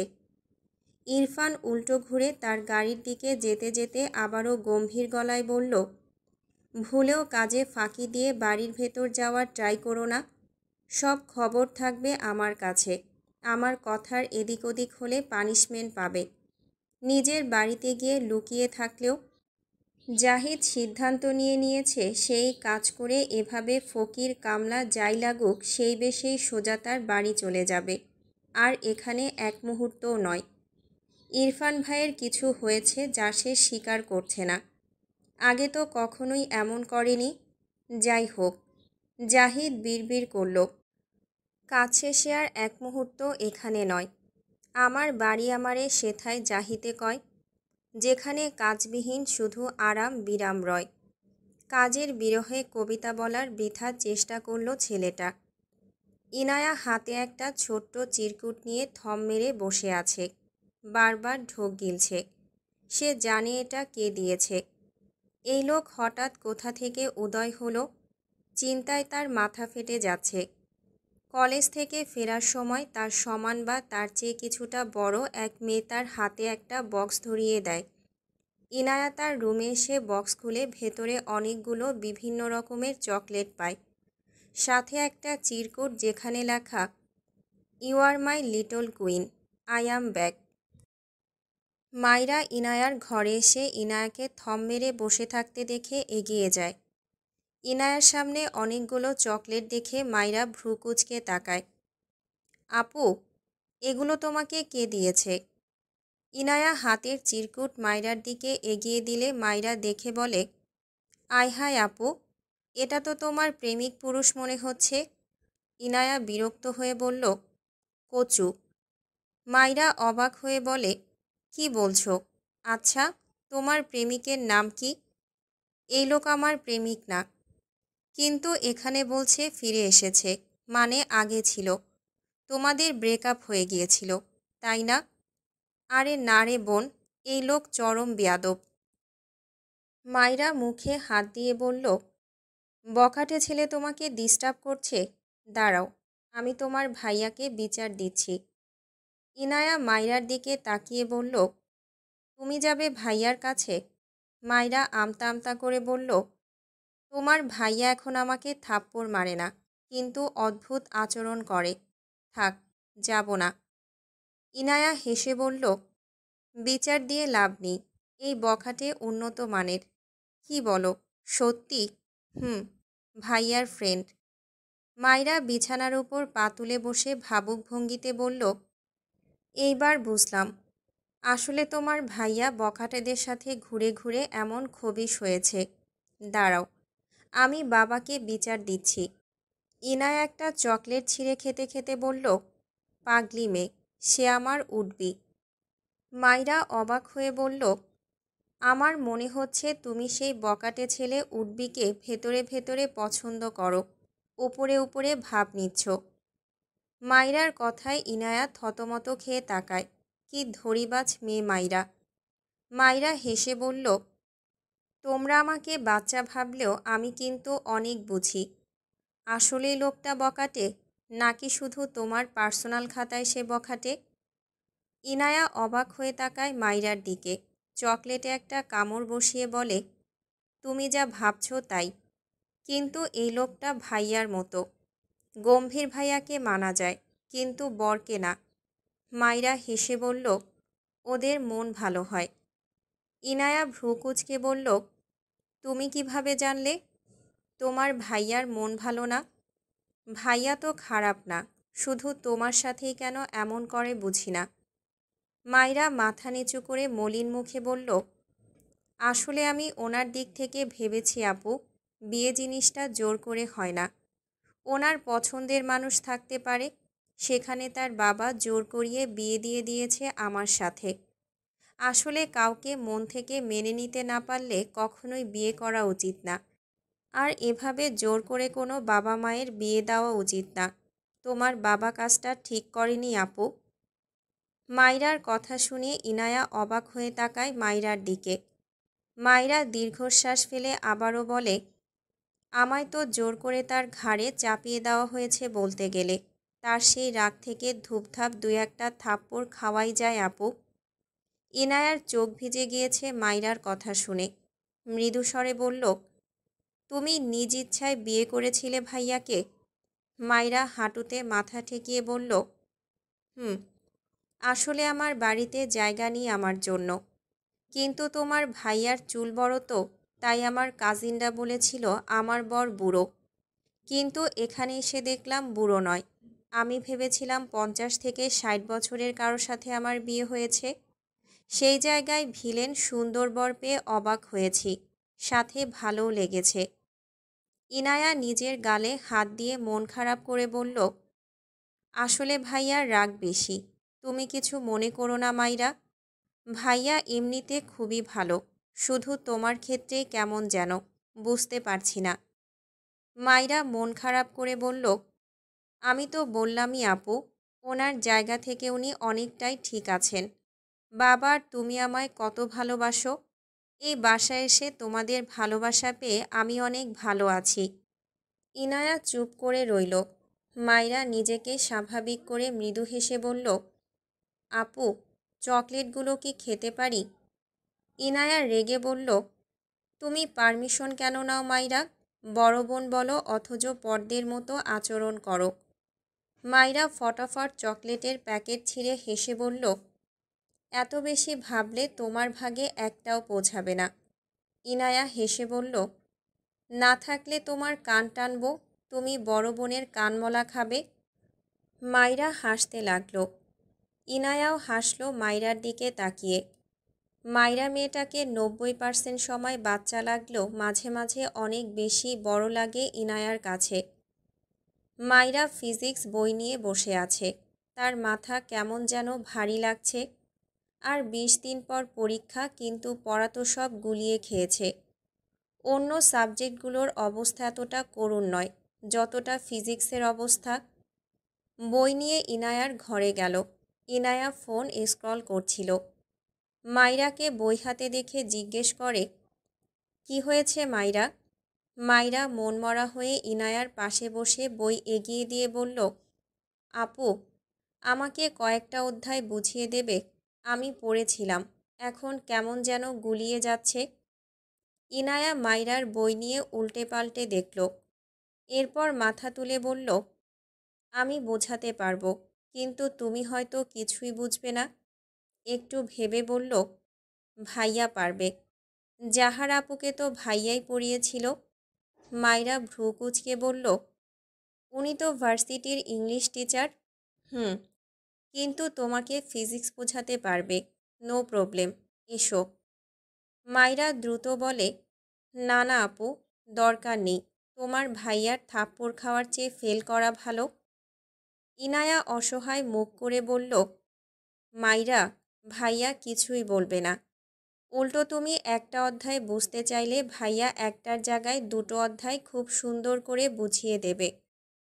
মাইরা বিছানা থেকে নেমে বলল, তুমি তোমার ভাইয়াকে চিনতেই পারোনি আপু। ধরো আমি ওনার সামনে পড়তে বসেছি, এখন উনি কীভাবে শুরু করবেন আমি দেখাচ্ছি তোমায়। ওয়েট। এরপর দুই হাত কোমরে রেখে ইনায়ার সামনে গিয়ে দাঁড়ালো।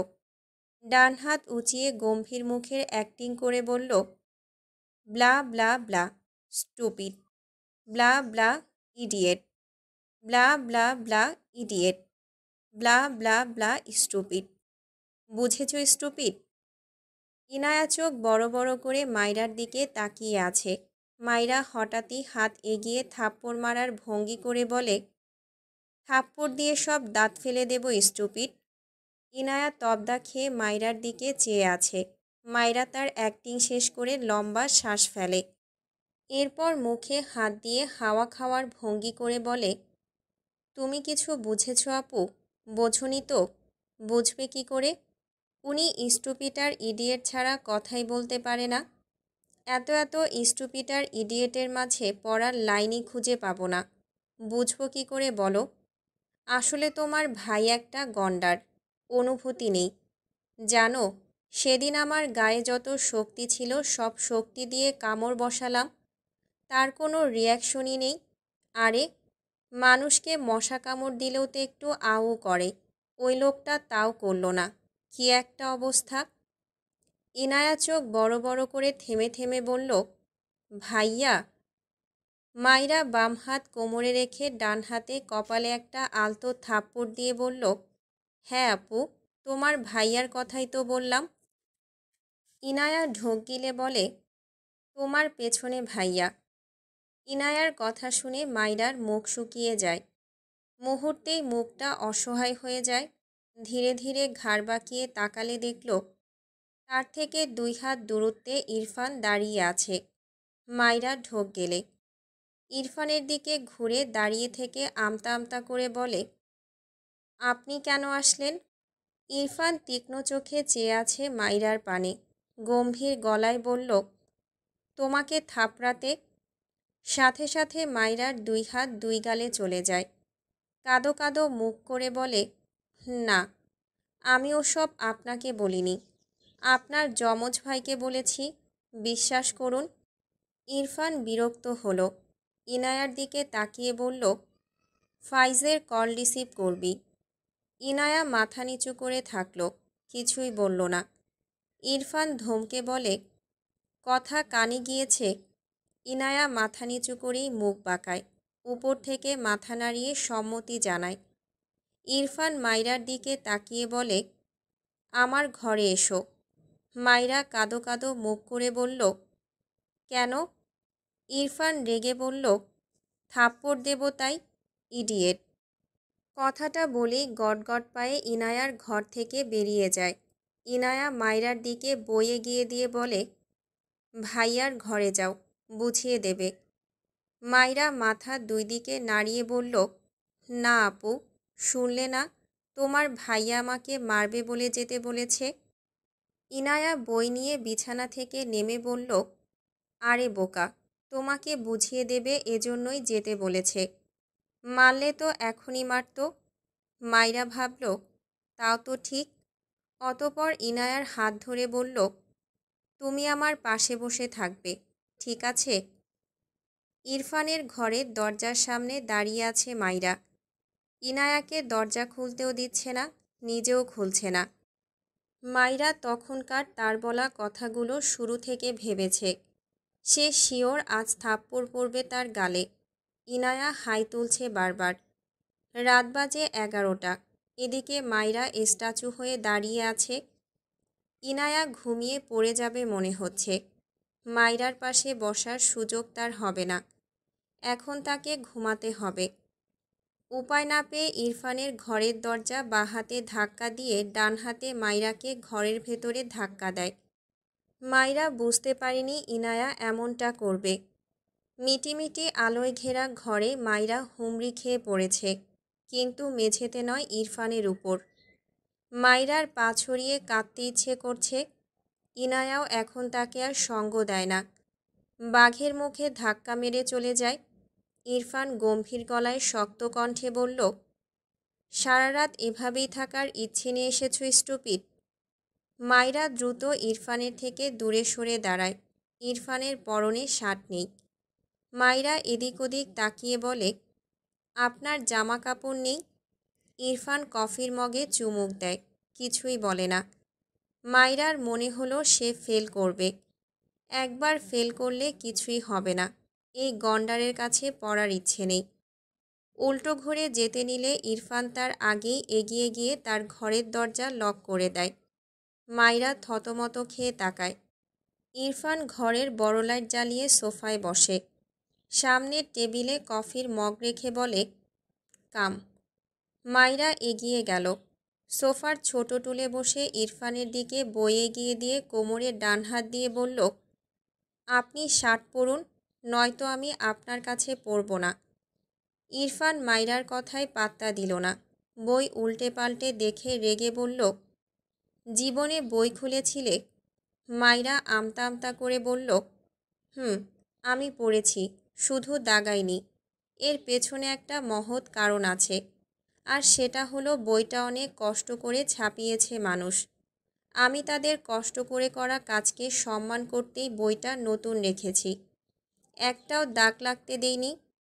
ইরফান বিরক্ত হয়ে মাইরার দিকে তাকিয়ে দাঁতে দাঁত চেপে ধমকের স্বরে বলল, থাপ্পড় দিয়ে সব দাঁত ফেলে দেব স্টুপিড। এক্সাম 2 সপ্তাহ পর আর তুমি ফাজলামো করছো এখন? ইরফানের ধমকে মাইরা কেঁপে ওঠে। এদিক ওদিক তাকিয়ে কিছু একটা ভেবে বলে, কখনো শুনেছেন কোনো টিচার তার স্টুডেন্টকে খালি গায়ে পড়ায়? আপনিও তো পড়ানোর নাম করে খালি গায়ে বসে আমার দাঁত ফেলে দিতে চেয়ে ফাজলামো করছেন। ইরফান রাগে হাতের বই ছুঁড়ে মারল। মাইরা ভয় পেয়ে বসা থেকে দাঁড়িয়ে যায়। ইরফান চোখ বুজে কয়েকবার শ্বাস নিল। বাঁ হাতে ঘাট ডলে খানিকক্ষণ চুপ করে রইল। এরপর চোখ খুলে শক্ত কণ্ঠে বলল, শিট।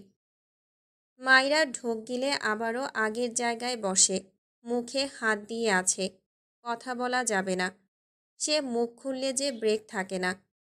ইরফান একটা জেল পেন নেয়, সাথে একটা খাতা মেলে মাইরাকে ইম্পর্ট্যান্ট চ্যাপ্টারের মৌলিক ব্যাপারগুলো থেকে বোঝাতে শুরু করে। মাইরা ভীষণ মনোযোগী হয়ে শুনছে। বোঝার ফাঁকে ফাঁকে ইরফানের দিকে তাকায়। ইরফান ভীষণ সিরিয়াসভাবে বোঝাচ্ছে। মাইরা আড়ালে একটু হাসে। ইরফানের দিকে তাকিয়ে বিড়বিড় করে, বুড়ো জামাই থেকে ভিলেন জামাই, মূর্খ থেকে চরম লেভেলের ব্রিলিয়ান্ট জামাই। আয় হায়, আমার তো কপাল খুলে গেল রে। সেই সময় ইরফান মাইরার দিকে ভ্রু কুঁচকে তাকায়। মাইরাকে একা একা বিড়বিড় করতে দেখে রেগে বোম হয়ে যায় ইরফান। এই ইডিয়েটকে সে বোঝাচ্ছে আরে একা একা কথা বলছে। ধমকে বলে ওঠে, হোয়াট হ্যাপেন? মাইরা থতমত খেয়ে বুকে থুতু দিয়ে বলে, কিছু না। ইরফান আড়াআড়িভাবে 2 হাত গুজে গম্ভীর গলায় বলল, বোঝাও। মাইরা অসহায় মুখ করে খাতার দিকে তাকায়। একটুর জন্য মনোযোগ দেয়নি, তাতেই লোকটা ধরে নিল। বাকি 2 ঘন্টা যে মনোযোগ দিল। ইরফান রেগে বলল, কিছু বলেছি আমি?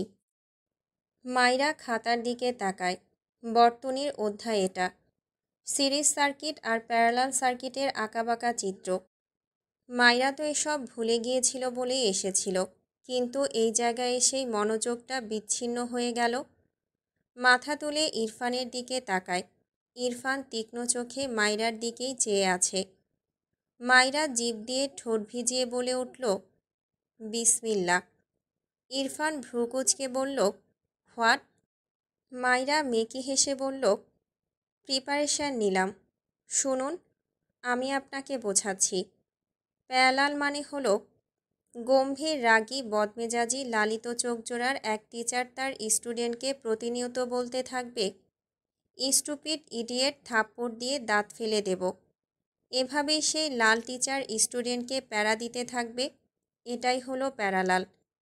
কথাটা বলে ইরফানের দিকে তাকিয়ে দেখল সত্যি সত্যি ইরফানের চোখ লাল হয়ে গিয়েছে। মাইরা ঢোক গিলল। আমতা আমতা করে বলল, উদাহরণস্বরূপ আপনি লালিত চোখের অধিকারী টিচার, আর আমি সেই অসহায় প্যারাময়ী স্টুডেন্ট। ইরফান ডান হাত মুষ্টিবদ্ধ করে রেখেছে, চোখ মুখ অস্বাভাবিক শক্ত। মাইরা আবারও আমতা আমতা করে বলল, আমি জানি আমার সংজ্ঞা ভুল, কিন্তু আমি তো যৌক্তিক কথাই বলেছি। আর বিজ্ঞান মানেই যুক্তি। যুক্তি ছাড়া বিজ্ঞান কথা বলে না, আমিও বলিনি। ইরফান রাগে চিৎকার করে বলল, what the hell are you? কথাটা বলে টেবিলের উপর একটা পাঞ্চ মারল। মাইরা কেঁপে ওঠে, দ্রুত বসা থেকে দাঁড়িয়ে যায়। ইরফান রাগে তার মাথার চুল টেনে ধরল। আর নিতে পারছে না এই বাচালকে। মাইরা বুঝেছে তার মুখের ব্রেক ভেঙে অনেক কিছুই বলে ফেলেছে। আর এখানে থাকা যাবে না। পা টিপে টিপে দরজার কাছে যায়, কিন্তু দরজা খুলতে পারছে না। ইরফান বসা থেকে দাঁড়িয়ে মাইরার পেছনে গিয়ে দাঁড়ায়। মাইরা বুঝতে পেরে দরজার সাথে লেগে যায়। ইরফান ঝটকা মেরে মাইরাকে তার দিকে ফেরায়। মাইরার চোখে পানি জমে গিয়েছে। ইরফানের রাগ দেখেই মেয়েটা এত ভয় পাচ্ছে। না জানি তাকে কি করবে। মাইরা ইরফানের লাল চোখ দেখে আবারও চোখ সরিয়ে নেয়। ইরফান কিছুই বলল না। মাইরার হাত ধরে টেনে এনে জোর করে সোফায় বসালো। এরপর মাইরার গা ঘেঁষে সেও বসল। টেবিলের উপর থেকে স্কচ টেপ নিয়ে খুবই শান্তভাবে মাইরার মুখে লাগিয়ে দিল। মাইরা বাধা দিতে চায়। ইরফান মাইরার দুই হাত পেছনে নিয়ে তার বাঁ হাত দিয়ে শক্ত করে ধরে রাখে। মাইরা ঘাড় বাঁকিয়ে চোখ বড় বড় করে তাকিয়ে থাকে ইরফানের দিকে। ইরফান ডান হাতে খাতা এগিয়ে আনে। জেল পেন তুলে নিয়ে শান্ত স্বরে বলল, সব কমপ্লিট করে তবেই ঘরের বাইরে পা রাখবে। That's final. মাইরা অবাক হয়ে চেয়ে থাকে। ইরফানের বাঁ পাশে বসায় মাথা তুললে ইরফানের মুখের বাঁ পাশটাই তার চোখে পড়ে। ইরফান ঘাড় বাঁকিয়ে মাইরার দিকে তাকিয়ে রেগে বলল, আমার মুখে বোঝাচ্ছি, স্টুপিড। মাইরা চোখ সরিয়ে নেয়। তার চোখে জমা অশ্রু গাল বেয়ে গড়িয়ে পড়ে। ইরফান দীর্ঘশ্বাস ফেলে মাইরার মুখ থেকে স্কচ টেপ খুলে নেয়, তবে হাত ছাড়ে না। মাইরাও আর কথা বলল না, দৃষ্টি খাতার পানে রাখে। ইরফান চুপচাপ বোঝানো শুরু করে। ভার্সিটির ক্লাস শেষে ফারা ক্লাসরুম থেকে বাইরে বেরিয়ে আসে। কিছু দূর হাঁটলে ইরফানের সঙ্গে দেখা হলে ইরফানকে সালাম দেয়। ইরফান উল্টো ঘুরে ফারাকে দেখে সালামের উত্তর নেয়।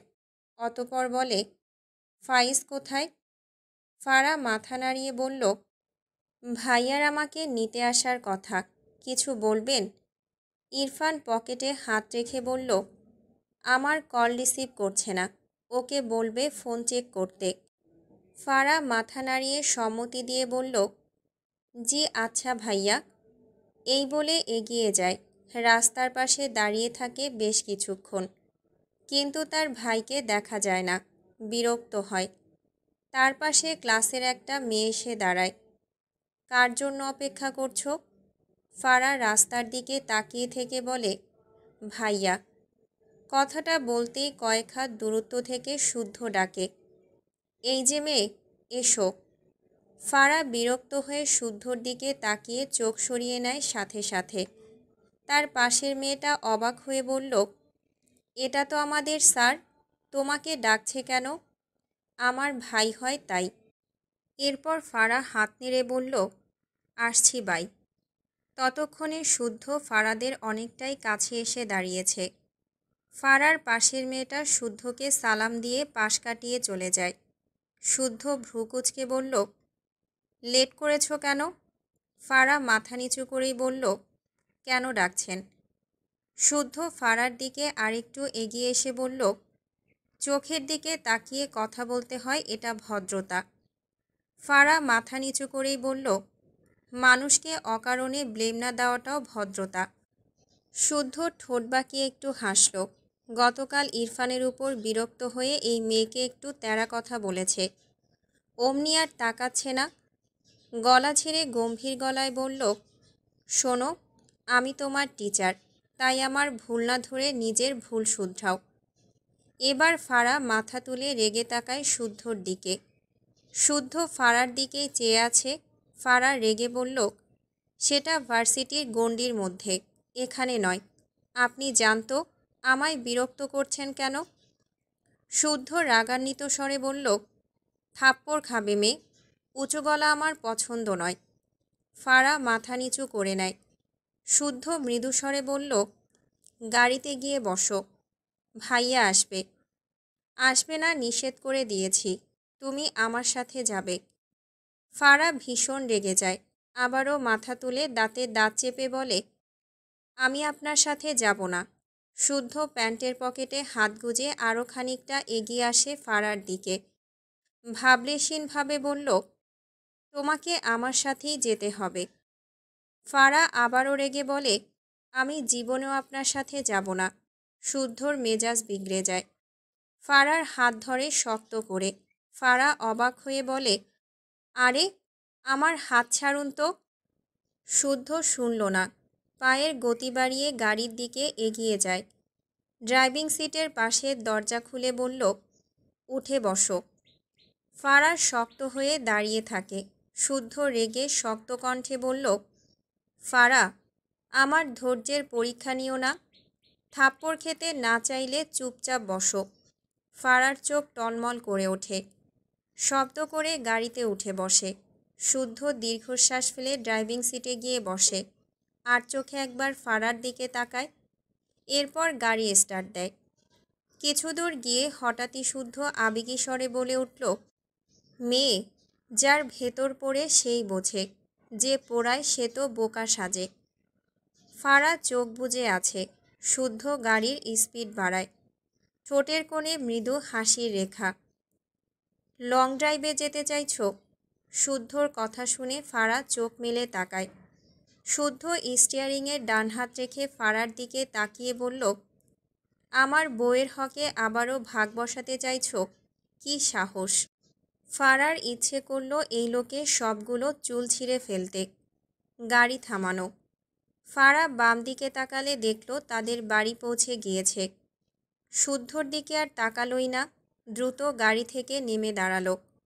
শুদ্ধ কিছু বলল না। ফারা তার বাড়ির দিকে এগিয়ে যায়। শুদ্ধ সিটে মাথা এলিয়ে চোখ বুজে শব্দ করে গেয়ে ওঠে, পাখি আমার নিঠুর বড়, মনও বোঝে না। আমার ভাঙা খাঁচা পড়ে আছে সে তো আসে না। পোড়া মনে ভালোবাসা বাসা বাঁধে না। ফারার চোখ থেকে পানি গড়িয়ে পড়ে। বাঁ হাতে সে পানি মুছে নেয়, পায়ের গতি বাড়ায়। একসময় দৌড়ে চলে যায় বাসার ভেতর। পেছন থেকে মৃদু সুরে কণ্ঠ ভেসে আসে, পোড়া মনে ভালোবাসা বাসা বাঁধে না। শুদ্ধ ইরফানের সাথে দাঁড়িয়ে কথা বলছিল ভার্সিটি প্রাঙ্গণে। নিজের খালাতো বোনকে এই ভার্সিটিতে দেখে অবাক হয় শুদ্ধ।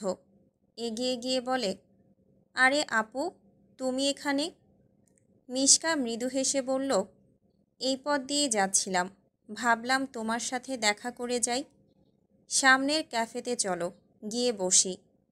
মিশকা হেসে বলল, আচ্ছা চলো। শুদ্ধ পিছু ফিরে বলে, ইরফান আয়। ইরফান অফিস রুমের দিকে যেতে যেতে বলল, তোরা যা। শুদ্ধ মিশকা একটা ক্যাফেতে বসেছে। শুদ্ধ মিশকাকে অর্ডার করার কথা বললে মিশকা নিজেই 2 কাপ কফি অর্ডার করে। মিশকা আশেপাশে তাকিয়ে নিজেকে সামনে ডাকে, শুদ্ধ। শুদ্ধ ফোন স্ক্রল করছিল। খালাতো বোনের ডাকে চোখ তুলে তাকিয়ে মৃদু হেসে বলল, জি আপু। মিশকা 2 হাত জমা করে চোখ বুজে বলল, আমি তোমাকে ভালোবাসি শুদ্ধ। শুদ্ধর মুখে হাসি লেপ্টেছিল, কিন্তু খালাতো বড় বোনের থেকে এমন কথা শুনে হাসি মিলিয়ে মুখ জুড়ে অবাকতা ভর করে। মিশকা শুদ্ধর দিকে তাকালে শুদ্ধ নিজেকে সামলে বলে, আপু, আমি তোমার ছোট ভাই। মিশকা মৃদু হেসে বলল, ব্যাপার না, বয়স কোনো ফ্যাক্ট না। তুমি আমায় বিয়ে করবে শুদ্ধ? শুদ্ধ চোখ নামিয়ে নেয়। দীর্ঘশ্বাস ফেলে বলে, সরি আপু, আমার পছন্দের মানুষ আছে, আমি তাকে ছাড়া অন্য কাউকে বিয়ে করতে পারবো না। সেই মেয়েটা কি ফারা? শুদ্ধ মাথা তুলল না।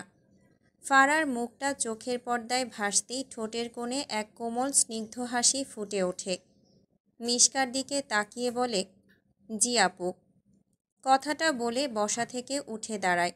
এরপর বলে, আজ আসি আপু, ভার্সিটিতে ক্লাস আছে। মিশকার চোখের কোণে জল চিকচিক করছে, তবে নিজেকে সামলে দ্রুত শুদ্ধ সামনে গিয়ে দাঁড়ায়। ভরা রেস্টুরেন্টের সামনে শুদ্ধকে জড়িয়ে ধরে শক্ত করে। শুদ্ধ হতবম্ব হয়ে যায়। মিষ্কার শুদ্ধকে এভাবে ধরে রেখে সামনে দৃষ্টি রেখে শব্দ করে বলে, I love you Shuddh, I love you very much. Shuddh দ্রুত ছাড়িয়ে নেয় নিজেকে মিষ্কার থেকে। ছেলেটার ভীষণ অস্বস্তি হচ্ছে। মিষ্কার উদ্দেশ্যে কিছু বলার আগেই মিষ্কা আবারও শব্দ করে বলে, আমি জানি তোমার উত্তর হ্যাঁ, এখানে কিছু বলতে হবে না, তুমি সাবধানে বাড়ি যাও। শুদ্ধ অবাক হয় মিষ্কার ব্যবহারে, কিন্তু সে কথা বাড়াতে চাইল না। মিষ্কার প্রতি ভীষণ বিরক্ত সে, কিন্তু বয়সে বড় হওয়ায় কিছুই বলল না। দ্রুত বেরিয়ে যায় ক্যাফে থেকে। মিষ্কা তার সামনে দৃষ্টি রেখে এগিয়ে যায়। ফারা মিষ্কার দিকে রেগে তাকিয়ে আছে। শুদ্ধর খালাতো বোন মিষ্কাকে ফারা চেনে। কি বুঝলে ফারা? মিষ্কার কথায় ফারা রেগে বলল, তুমি গায়ে পড়া মেয়ে সেটাই বুঝেছি। মিষ্কা রেগে যায় ফারার কথায়, তবে রাগ দমন করে নিয়ে ফারার গাল টেনে বলল, শুদ্ধর থেকে দূরে থাকবে। শুদ্ধ আমাকেই ভালোবাসে, বুঝেছ? বাচ্চা মেয়ে আমাদের মাঝে চলে এসেছ। ফারা রেগে মিষ্কার কাঁধে ধাক্কা দিয়ে বলে, শুদ্ধ ভাই তোমাকে ভালোবাসে না, আমি তোমার কথা কখনোই বিশ্বাস করি না। মিষ্কা হাত মুঠো করল। ইচ্ছে করছে এই মেয়েকে গলা টিপে মেরে ফেলতে, কিন্তু রাগ গিলে নিল, এটা আপাতত প্রয়োজন। অতঃপর মৃদু হেসে বলল, একটু আগেই তো জড়িয়ে ধরলাম, ভালো না বাসলে সাথে সাথে ধাক্কা দিয়ে সরিয়ে দিত না? কই দিয়েছে? সবচেয়ে বড় কথা, তোমাকে কি কখনো ভালোবাসি বলেছে? জড়িয়ে ধরেছে? আমার সাথে সবই হয়েছে শুদ্ধর। ফারার মাথা নিচু, চোখের কোণে পানি। আসলেই তো, শুদ্ধ তাকে ভালোবাসি বলেনি, জড়িয়ে ধরা তো দূর, হাতটাও ধরেনি। আর মিষ্কা মেয়েটা জড়িয়ে ধরলে সাথে সাথে ধাক্কা দিল না কেন? মিষ্কা মনে মনে হেসে বলল, বোকা ফারা, আর কি শুনবে? সব কিছুর মানে বোঝো, বিয়ের পর যা হয় সেসবও হয়েছে প্রায়। বুঝেছে তো আমাদের কত গভীর সম্পর্ক? ফারা আর নিতে পারল না, হনহন করে বেরিয়ে যায় ক্যাফে থেকে। পেছন থেকে ফারার ফ্রেন্ডরা ডাকে তাকে, সে শোনে না। চোখ মুছতে মুছতে বেরিয়ে রাস্তা পার হতে যায়। এলোমেলোভাবে হাঁটছে মেয়েটা। রাস্তার মাঝে অ্যাক্সিডেন্ট করার আগেই শুদ্ধ দৌড়ে যায় ফারার দিকে। ফারাকে জোরে টান দিয়ে নিয়ে আসে। ফারা শুদ্ধর গায়ে এসে পড়ে। শুদ্ধ ভীতস্বরে বলে, ফারা ঠিক আছো? ফারা দ্রুত শুদ্ধর থেকে সরে আসে। শুদ্ধ এগিয়ে গিয়ে বলে, এভাবে হাঁটছিলে কেন? অ্যাক্সিডেন্ট হতে পারত। ফারা বাঁ হাতে চোখ মুছে বলল, হলে হতো, তোমার কি তাতে? যাও, ভেতরে তোমার প্রাণের প্রেমিকা অপেক্ষা করছে, আমার কাছে কি? শুদ্ধ ভ্রুকুচকে বলল, মানে কে আমার প্রেমিকা? ফারা কিছুই বলল না। উল্টো ঘুরে যেতে নিলে শুদ্ধ ফারার হাত টেনে ধরে। ফারা, তোমার কি হয়েছে? তুমি কাঁদছো কেন? শুদ্ধর কণ্ঠে অসহায়ত্ব। ফারা হাতঝাড়া দিয়ে ছেড়ে চিৎকার করে বলল, একজনের সাথে শুয়ে আসবে, আরেকজনের নাম মুখে নিতে নিতে ফেনা তুলে ফেলবে, হাত ধরে টানাটানি করবে। এসব স্বভাব কোথা থেকে পেয়েছো শুদ্ধ ভাই? শুদ্ধ ফারার দিকে অবাক হয়ে তাকায়। আশেপাশে তাকালে দেখল অনেক মানুষই তাদের দিকে তাকিয়ে আছে। শুদ্ধ খুবই অপমানিত বোধ করে। রেগে বলল, ফারা তুমি কি বলছো জানো? ফারা আবারও চেঁচিয়ে বলে, জানি জানি, যার সাথে শুয়েছ তার কাছে। কথাটা শেষ করার আগেই শুদ্ধ ফারার গালে একটা থাপ্পড় বসিয়ে দেয়। ফারা উল্টে পড়তে নিলে ফারার এক ফ্রেন্ড এসে ফারাকে আঁকড়ে ধরে। শুদ্ধ চোখ মুখ শক্ত করে তাকায় ফারার দিকে। ফারাকে মূলত এক ছেলে ফ্রেন্ড ধরেছে। শুদ্ধ রেগে ফারাকে তার দিকে এনে ফারার ফ্রেন্ডকে ধাক্কা দিয়ে বলে, তোর সাহস কী করে হয় ওকে টাচ করার? ফারা শুদ্ধকে ধাক্কা দিয়ে তার ফ্রেন্ডের হাত ধরে বলল, তুমি আমাকে টাচ করার সাহস কিভাবে দেখাও শুদ্ধ ভাই? ও আমার বয়ফ্রেন্ড, ভালোবাসি ওকে আমি। কথাটা বলে ফারা তার ফ্রেন্ডের এক হাত জড়িয়ে ধরে, ডান হাতে চোখ মুছে ভাঙা গলায় বলে, তুমি ভালোবাসো না মিশকাকে? শুদ্ধ ফারার ধরে রাখা সেই ছেলের হাতের দিকে চেয়ে আছে। রাগে হিতাহিত জ্ঞান হারিয়ে চিৎকার করে বলল, শুধু ভালোবাসি না, সামনের মাসে ওর আর আমার বিয়ে। যার সাথে শুয়েছি তাকে ভালোবাসবো না তো কাকে ভালোবাসবো? ফারার চোখ থেকে পানি গড়িয়ে পড়ে, মাথা নিচু করে নেয়, তার ফ্রেন্ডের ধরে রাখা হাত ছেড়ে দেয়। এত কষ্ট এই ইহজীবনে হয়নি বোধহয়। ফারার কিচ্ছুই বলে না, বোবা হয়ে সেখান থেকে চলে যায়। 2 বছর আগের কথা ভেবে শুদ্ধ দীর্ঘশ্বাস ফেলল। ফারার জীবনে সেই ফ্রেন্ডের অস্তিত্বই নেই। শুদ্ধর জীবনে মিশকা নামে সেই মেয়েও নেই। তার বিয়ে হয়ে গিয়েছে। মাঝখান থেকে শুদ্ধ আর ফারার মাঝে আকাশ সমান দূরত্ব তৈরি হলো। শুদ্ধ অনেক বোঝানোর চেষ্টা করেছে ফারাকে। সে জানে তার ভুল ছিল। তার বলা সেই কথাগুলো ভীষণ ভারী ছিল। শুদ্ধর মনে হয় রেগে দুটো থাপ্পড় দেওয়া বেটার। যেমনটা ইরফান করে। থাপ্পড়ের দাগ একদিন মুছে যায়, কিন্তু কথার দাগ মুছে যায় না। সারা জীবন থেকে যায় সেই ক্ষত। ফারা সেদিনের পর থেকে শুদ্ধকে তুমি থেকে আপনিতে উঠে আসে। দেখা হলে এভাবেই অ্যাভয়েড করে। ফোনের রিংটোনে শুদ্ধর ধ্যান ভাঙে। ঝাপসা চোখ কয়েকবার পলক ঝাপটায়। যদি সব ঠিক থাকতো তাহলে হয়তো সে তার ফারাকে 2 বছর আগেই পেয়ে যেত, কিন্তু কিছুই ঠিক নেই। নিজেকে সামলে কল রিসিভ করল। ওপাশ থেকে ফাইজ বলল, ভেতরে আয়। শুদ্ধ মৃদুস্বরে বলল, তোর বোনকে দিবি?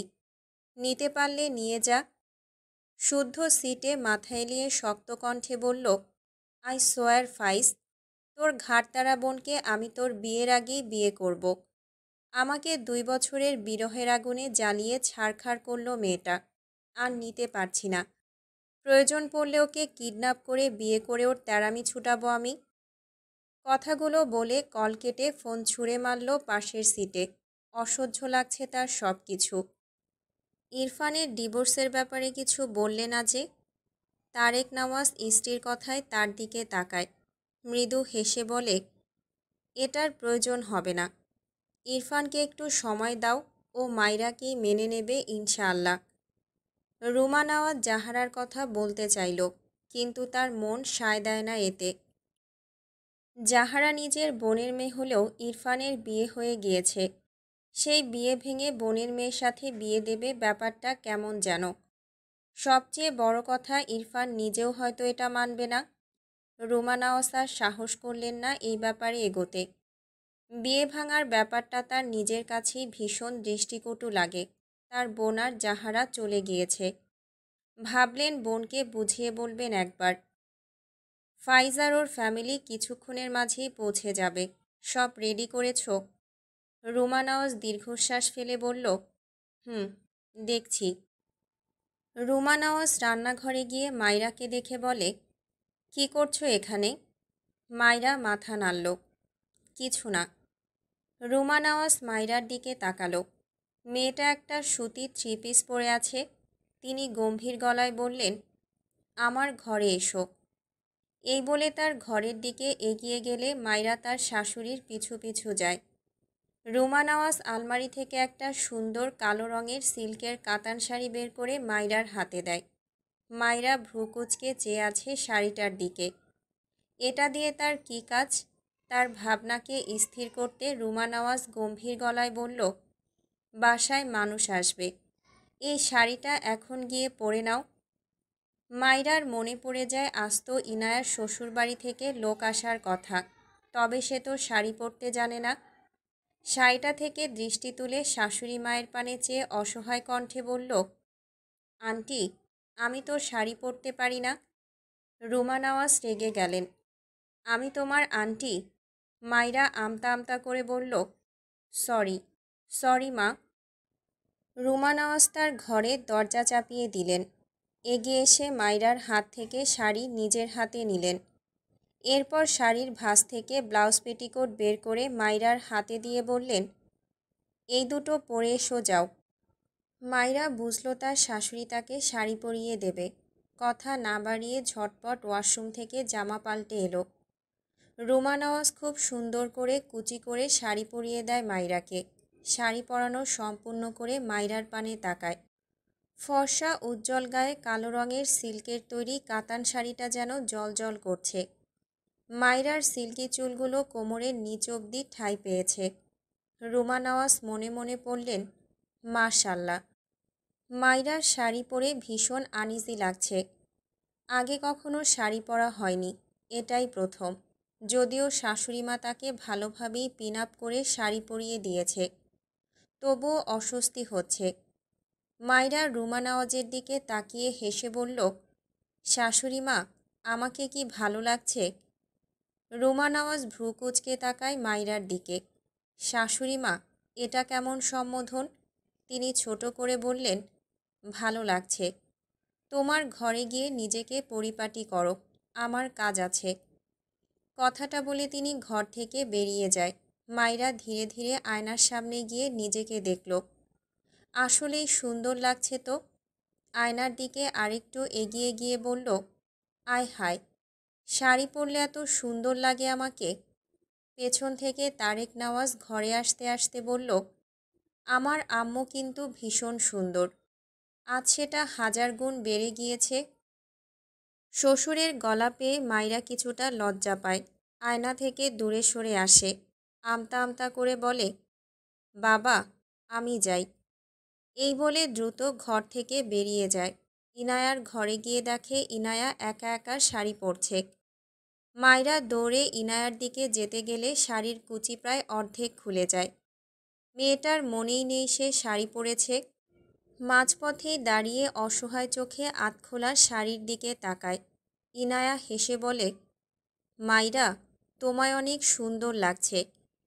মাইরা ইনোসেন্ট ফেস বানিয়ে কুচিগুলো ধরে ইনায়ার দিকে ধীর পায়ে এগিয়ে গিয়ে বলে, খুলে গেল তো আপু, তুমি শাড়ি পরতে পারো? ইনায়া হেসে বলল, পারবো না কেন? এটা কি এমন কঠিন কাজ? কথাটা বলে তার আঁচল ঠিক করে মাইরার কুচি ঠিক করে দেয় সে। আরও কয়েকটা পিন আপ করে দেয় ভালোভাবে। মাইরা একটু হেঁটে বলল, আপু, এবার মনে হচ্ছে আর খুলবে না। ইনায়া মৃদু হাসে। মাইরা ইনায়ার হাত ধরে বলল, আপু, তোমার কি আজকেই বিয়ে হবে? বাড়ি সাজালো না যে? ইনায়া লাজুক চোখজোড়া নামিয়ে নেয়। আলতো হেসে বলে, বিয়ের ডেট ফিক্সড করতে আসছে, আজ বিয়ে নয়। মাইরা ইনায়াকে জড়িয়ে ধরে বলল, কনগ্রাচুলেশনস আপু। ফাইজ, ফারাহ, শুদ্ধ, ইরফান সহ তারেক নওয়াজ ও ফাইজের মা বাবা আর ফাইজের এক মামাতো ভাই সবাই ইরফানদের ড্রয়িং রুমে বসে আলোচনায় ব্যস্ত। তারেক নওয়াজ ফাইজের বাবার উদ্দেশ্যে গলা ঝেড়ে বললেন, তবে সামনের মাসের শেষ শুক্রবার, এটাই ফাইনাল রইল। শুদ্ধ হঠাৎই বলে উঠল, মামা, ফাইজ বিদেশ থেকে ফেরায় আমরা বন্ধুরা মিলে সেদিন সেলিব্রেশন রেখেছি। পাশ থেকে ফাইজ বাঁকা চোখে তাকায় শুদ্ধর পানে। দাঁতে দাঁত চেপে বিড়বিড় করে বলল, শালা বেয়াদব, মিথ্যে বলতে একটুও বাচ্ছে না। শুদ্ধ রেগে গেল, না, বাচ্ছে না। মির্জাফরের দল, বলেছি তো তোর আগে আমি বিয়ে করব। আগে তোর বোনকে আমায় দে, এরপর আমার বোনকে পাবি। ফাইজ রেগে যায়। অপর পাশে বসা ইরফানের উদ্দেশ্যে বলে, তোর ভাইকে কিছু বল, আমি আর ওয়েট করতে পারবো না বলে দিচ্ছি। ইরফান বিরক্ত হয়ে ফোনে স্ক্রল করছে। ফাইজ অসহায় চোখে তারেক নওয়াজের দিকে তাকায়। পাশ থেকে শুদ্ধ বলে, মামা, আর 2 মাস অপেক্ষা করুন। ফাইজের কাজের খুব চাপ। ফাইজ রাগে হাতের আঙুল পাকায়। নিজেকে শান্ত করে গম্ভীর গলায় বলে, আমি একদম ফ্রি। আরে, তোর ম্যানেজারের থেকে আমি সব শুনেছি। তুই 2 মাসের আগে নিঃশ্বাস নিতেও পারবি না। আমাদের বোন তো থাকছেই, ওকে অন্য কোথাও বিয়ে দেব না, নিশ্চিন্তে থাক। শুদ্ধর কথায় ফাইজের মা বাবা সহ তারেক নওয়াজ ভ্রু কুঁচকে তাকায়। ফাইজ বসা থেকে দাঁড়িয়ে যায়। শুদ্ধকে টেনে বাইরের দিকে যেতে যেতে বলে, এক্সকিউজ মি, আসছি আমি। শুদ্ধ আর চোখে ফারার দিকে তাকায়। ফারা শুদ্ধর দিকেই চেয়েছিল। শুদ্ধ তাকালে দ্রুত চোখ সরিয়ে নেয়। শুদ্ধ ঠোঁট বাঁকিয়ে একটুখানি হেসে ফাইজের সাথে যায়। বাইরে বেরিয়ে ফাইজ শুদ্ধর কলার ধরে বলল, তোকে ছাড়ব না আমি শুদ্ধ। শুদ্ধ রেগে ফাইজের হাতছাড়া দিয়ে সরিয়ে দেয়। কি ভেবে যেন হেসে বলল, তোকে 2 মাস সময় দিলাম, যা তোর বোনকে মানা, এরপর একসাথেই বিয়ে করব দুজন। ফাইজ শুদ্ধকে ধাক্কা দিয়ে বলল, তোকে আমার বোন দিবই না। শুদ্ধ শার্টের ফোল্ড করা হাতা কিছুটা তুলে ফাইজের দিকে এগিয়ে এসে বলল, বিলিভ মি, আমি একটা ভদ্র ছেলে বলে তোর আর তোর বোনের তেড়ামি সহ্য করেছি। দুনিয়ায় আর ভাই নেই। বোন তেড়ামি করলে ভাই হয়ে কানের নিচে দুটো লাগাতে পারিস না? ওকে আমিই সিধে করব। তোদের ননির পুতুল আমি জাস্ট ছাড়ব না। 2 বছর হলো বসে বসে আঙুল চুষছি, আর এখন তুই এসেছিস আমার বোনকে বিয়ে করতে। যৌবন শেষ হোক, এরপর তোকে আমার বোন দেব, যা। নয়তো এভাবেই ইনায়ার জন্য ওয়েট করতে করতে আমার মতো বুড়ো হয়ে যাবি। ফাইজ রেগে বলল, আমি ইনায়াকে আজকেই বিয়ে করব। ওয়েট। শুদ্ধ শান্ত চোখে চেয়ে থাকে কিছুক্ষণ ফাইজের দিকে। উল্টো ঘুরে কিছুটা এগিয়ে যায়, কিছুই বলে না। ফাইজ নিজেও দীর্ঘশ্বাস ফেলে। শুদ্ধর কাঁধে হাত রেখে বলল, আমি কি করব? শুদ্ধ রেগে ফাইজের হাত ঝাড়া মেরে সরিয়ে বলল, যা বিয়ে কর। ইচ্ছে তো করে তোর বোনকে নিজের হাতে খুন করে গঙ্গাতে ভাসিয়ে দিই। শালা এমন বোন আমার হলে ওকে চড়িয়েই সিধে করতাম। একটু থেমে শান্ত গলায় বলল, ভেতরে যা, মামারা ওয়েট করছে। ফাইজ চাপদাড়িতে হাত বুলিয়ে বলল, তুইও আয়। ভাল লাগছে না, যা তুই, পরে আসছি। এই বলে একটা সিগারেট ধরায়। ফাইজ কিছুই বলল না, দীর্ঘশ্বাস ফেলে ভেতরে যায়। আড়ালে দাঁড়িয়েছিল ফারা। শুদ্ধর পেছন পিঠে নীরবে চেয়ে থাকে, চোখ জোড়ায় চিকচিক পানির কণা। মাইরা ইনায়ার ঘর থেকে বেরিয়ে তার ঘরে আসে। ইনায়ার ফাইজকে ছাদে পাঠিয়েছে সবাই। মাইরার মাথায় দুষ্টু বুদ্ধি খেলছে। রিতাকে দিয়ে 1 প্যাকেট পটকা নিয়েছিল, সেটা নিতেই মূলত এসেছে। শাড়ির আঁচল বারবার মাথা থেকে পড়ে যাচ্ছে। মাইরা শাড়ির আঁচল দিয়ে ভালোভাবে মাথা ঢেকে পটকা নিয়ে তার ঘর থেকে বের হয়। ড্রয়িং রুমে সবাই কথা বলায় ব্যস্ত। মাইরা চুপি চুপি সবার আড়ালে সিঁড়ি বেয়ে উপরে ওঠে। এক পর্যায়ে হাঁটার গতি বাড়িয়ে দৌড় দেয়।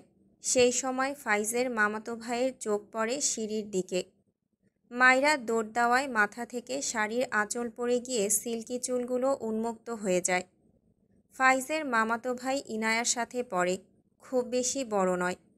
পেছন থেকে মাইরাকে দেখে ছেলেটা হাঁ করে সেদিকে তাকিয়ে থাকে। ইরফান বাম পাশের একটা সোফায় বসা ছিল। ফোন থেকে চোখ তুলে সামনে তাকালে ফাইজের মামাতো ভাইয়ের দিকে চোখ পড়ে। ছেলেটার এমন দৃষ্টি দেখে ইরফান ভ্রু কুঁচকে নিল। তার দৃষ্টি অনুসরণ করে উপরের দিকে তাকালে দেখল, দোতলার বারান্দা দিয়ে শাড়ি পরিহিত খোলা চুলে এক মেয়ে দৌড়ে যাচ্ছে। মাইরার বাম পাশ দেখে ইরফানের চিনতে একটুও কষ্ট হয় না, এটাই মাইরা। দৃষ্টি ঘুরিয়ে ছেলেটার পানে তাকালে দেখে সে এখনও মাইরার দিকে হাঁ করে চেয়ে আছে। মুহূর্তেই ইরফানের চোয়াল শক্ত হয়ে যায়। এক হাঁটুর বয়সী মেয়ের জন্য আরেক হাঁটুর বয়সী ছেলেকে ভস্ম করে দেওয়ার তীব্র ক্ষোভ জাগল। ইরফান দাঁড়িয়ে যায়। দ্রুত পায়ে এগিয়ে গিয়ে ফাইজের মামাতো ভাইয়ের সামনে গিয়ে দাঁড়ালো। ছেলেটা থতমত খেয়ে তাকায় ইরফানের দিকে। ইরফান চোখ মুখ শক্ত করে ছেলেটার দিকে তাকিয়ে আছে। আশেপাশে চোখ বুলিয়ে দেখে তার মা বাবা ফাইজের মা বাবার সাথে কথা বলায় ব্যস্ত। ইরফান শক্ত কণ্ঠে বলল, আমার সাথে এসো। ছেলেটা তার ভাইয়ের বন্ধুর কথা অমান্য করল না, উঠে দাঁড়ালো। ইরফান বাইরের দিকে এগিয়ে যায়, ছেলেটাও পিছু পিছু যায়। ইরফান একদম বাইরে গিয়ে দাঁড়িয়ে বলল, আমার জন্য 2 প্যাকেট সিগারেট নিয়ে আসবে। ইরফানের কথায় ছেলেটা অবাক হয়। সে তো মেহমানই বাড়ির, যদি সে বাচ্চা হতো তাহলে এটা নর্মাল ছিল, কিন্তু সে তো বাচ্চা নয়। পেছন থেকে শুদ্ধ বলল, আমার কাছে সিগারেট আছে, ওকে দিয়ে আনাচ্ছিস কেন? ইরফান পকেট থেকে 500 টাকার একটা নোট এগিয়ে দিয়ে বলল, দ্রুত যাও। শুদ্ধ ইরফানের হাত থেকে টাকাটা কেড়ে নিয়ে বলল, কি করছিস ইরফান? ও আমাদের মেহমান। ইরফান শুদ্ধর দিকে রেগে তাকায়। এরপর ছেলেটার দিকে তাকালে দেখল সে বাড়ির ভেতর উকি দিচ্ছে। ইরফান খুব ভালো করে বুঝল এই ছেলের মনোভাব। সে নিজের উপর বিরক্ত। এই বাচ্চা ছেলের প্রতি রাগের কারণে তার রাগ আরও দ্বিগুণ হচ্ছে। কিছু না বলেই হনহন করে ভেতরে চলে যায়। ছেলেটা সহ শুদ্ধ দুজনেই বোকা বনে তাকায়। শুদ্ধ ফাইজের মামাতো ভাইয়ের হাত ধরে। প্রসঙ্গ এড়াতে বলে, চলো, তোমাকে এক জায়গায় ঘুরিয়ে আনি। ছেলেটা কিছুই বলল না। ইরফানের কাজে কিছুটা বিব্রত বোধ করেছে। পেছন ফিরে আরেকবার তাকায়। মাইরার কথা ভাবে, কে মেয়েটা? দেখে তো বাচ্চা মনে হলো। ভাবল এই লোকটার বোন হয়তো। লোকটা কেমন গম্ভীর টাইপ। এমন ভয়ঙ্কর ভাইয়ের বোনটা কি অমন ভয়ঙ্কর সুন্দর হয়?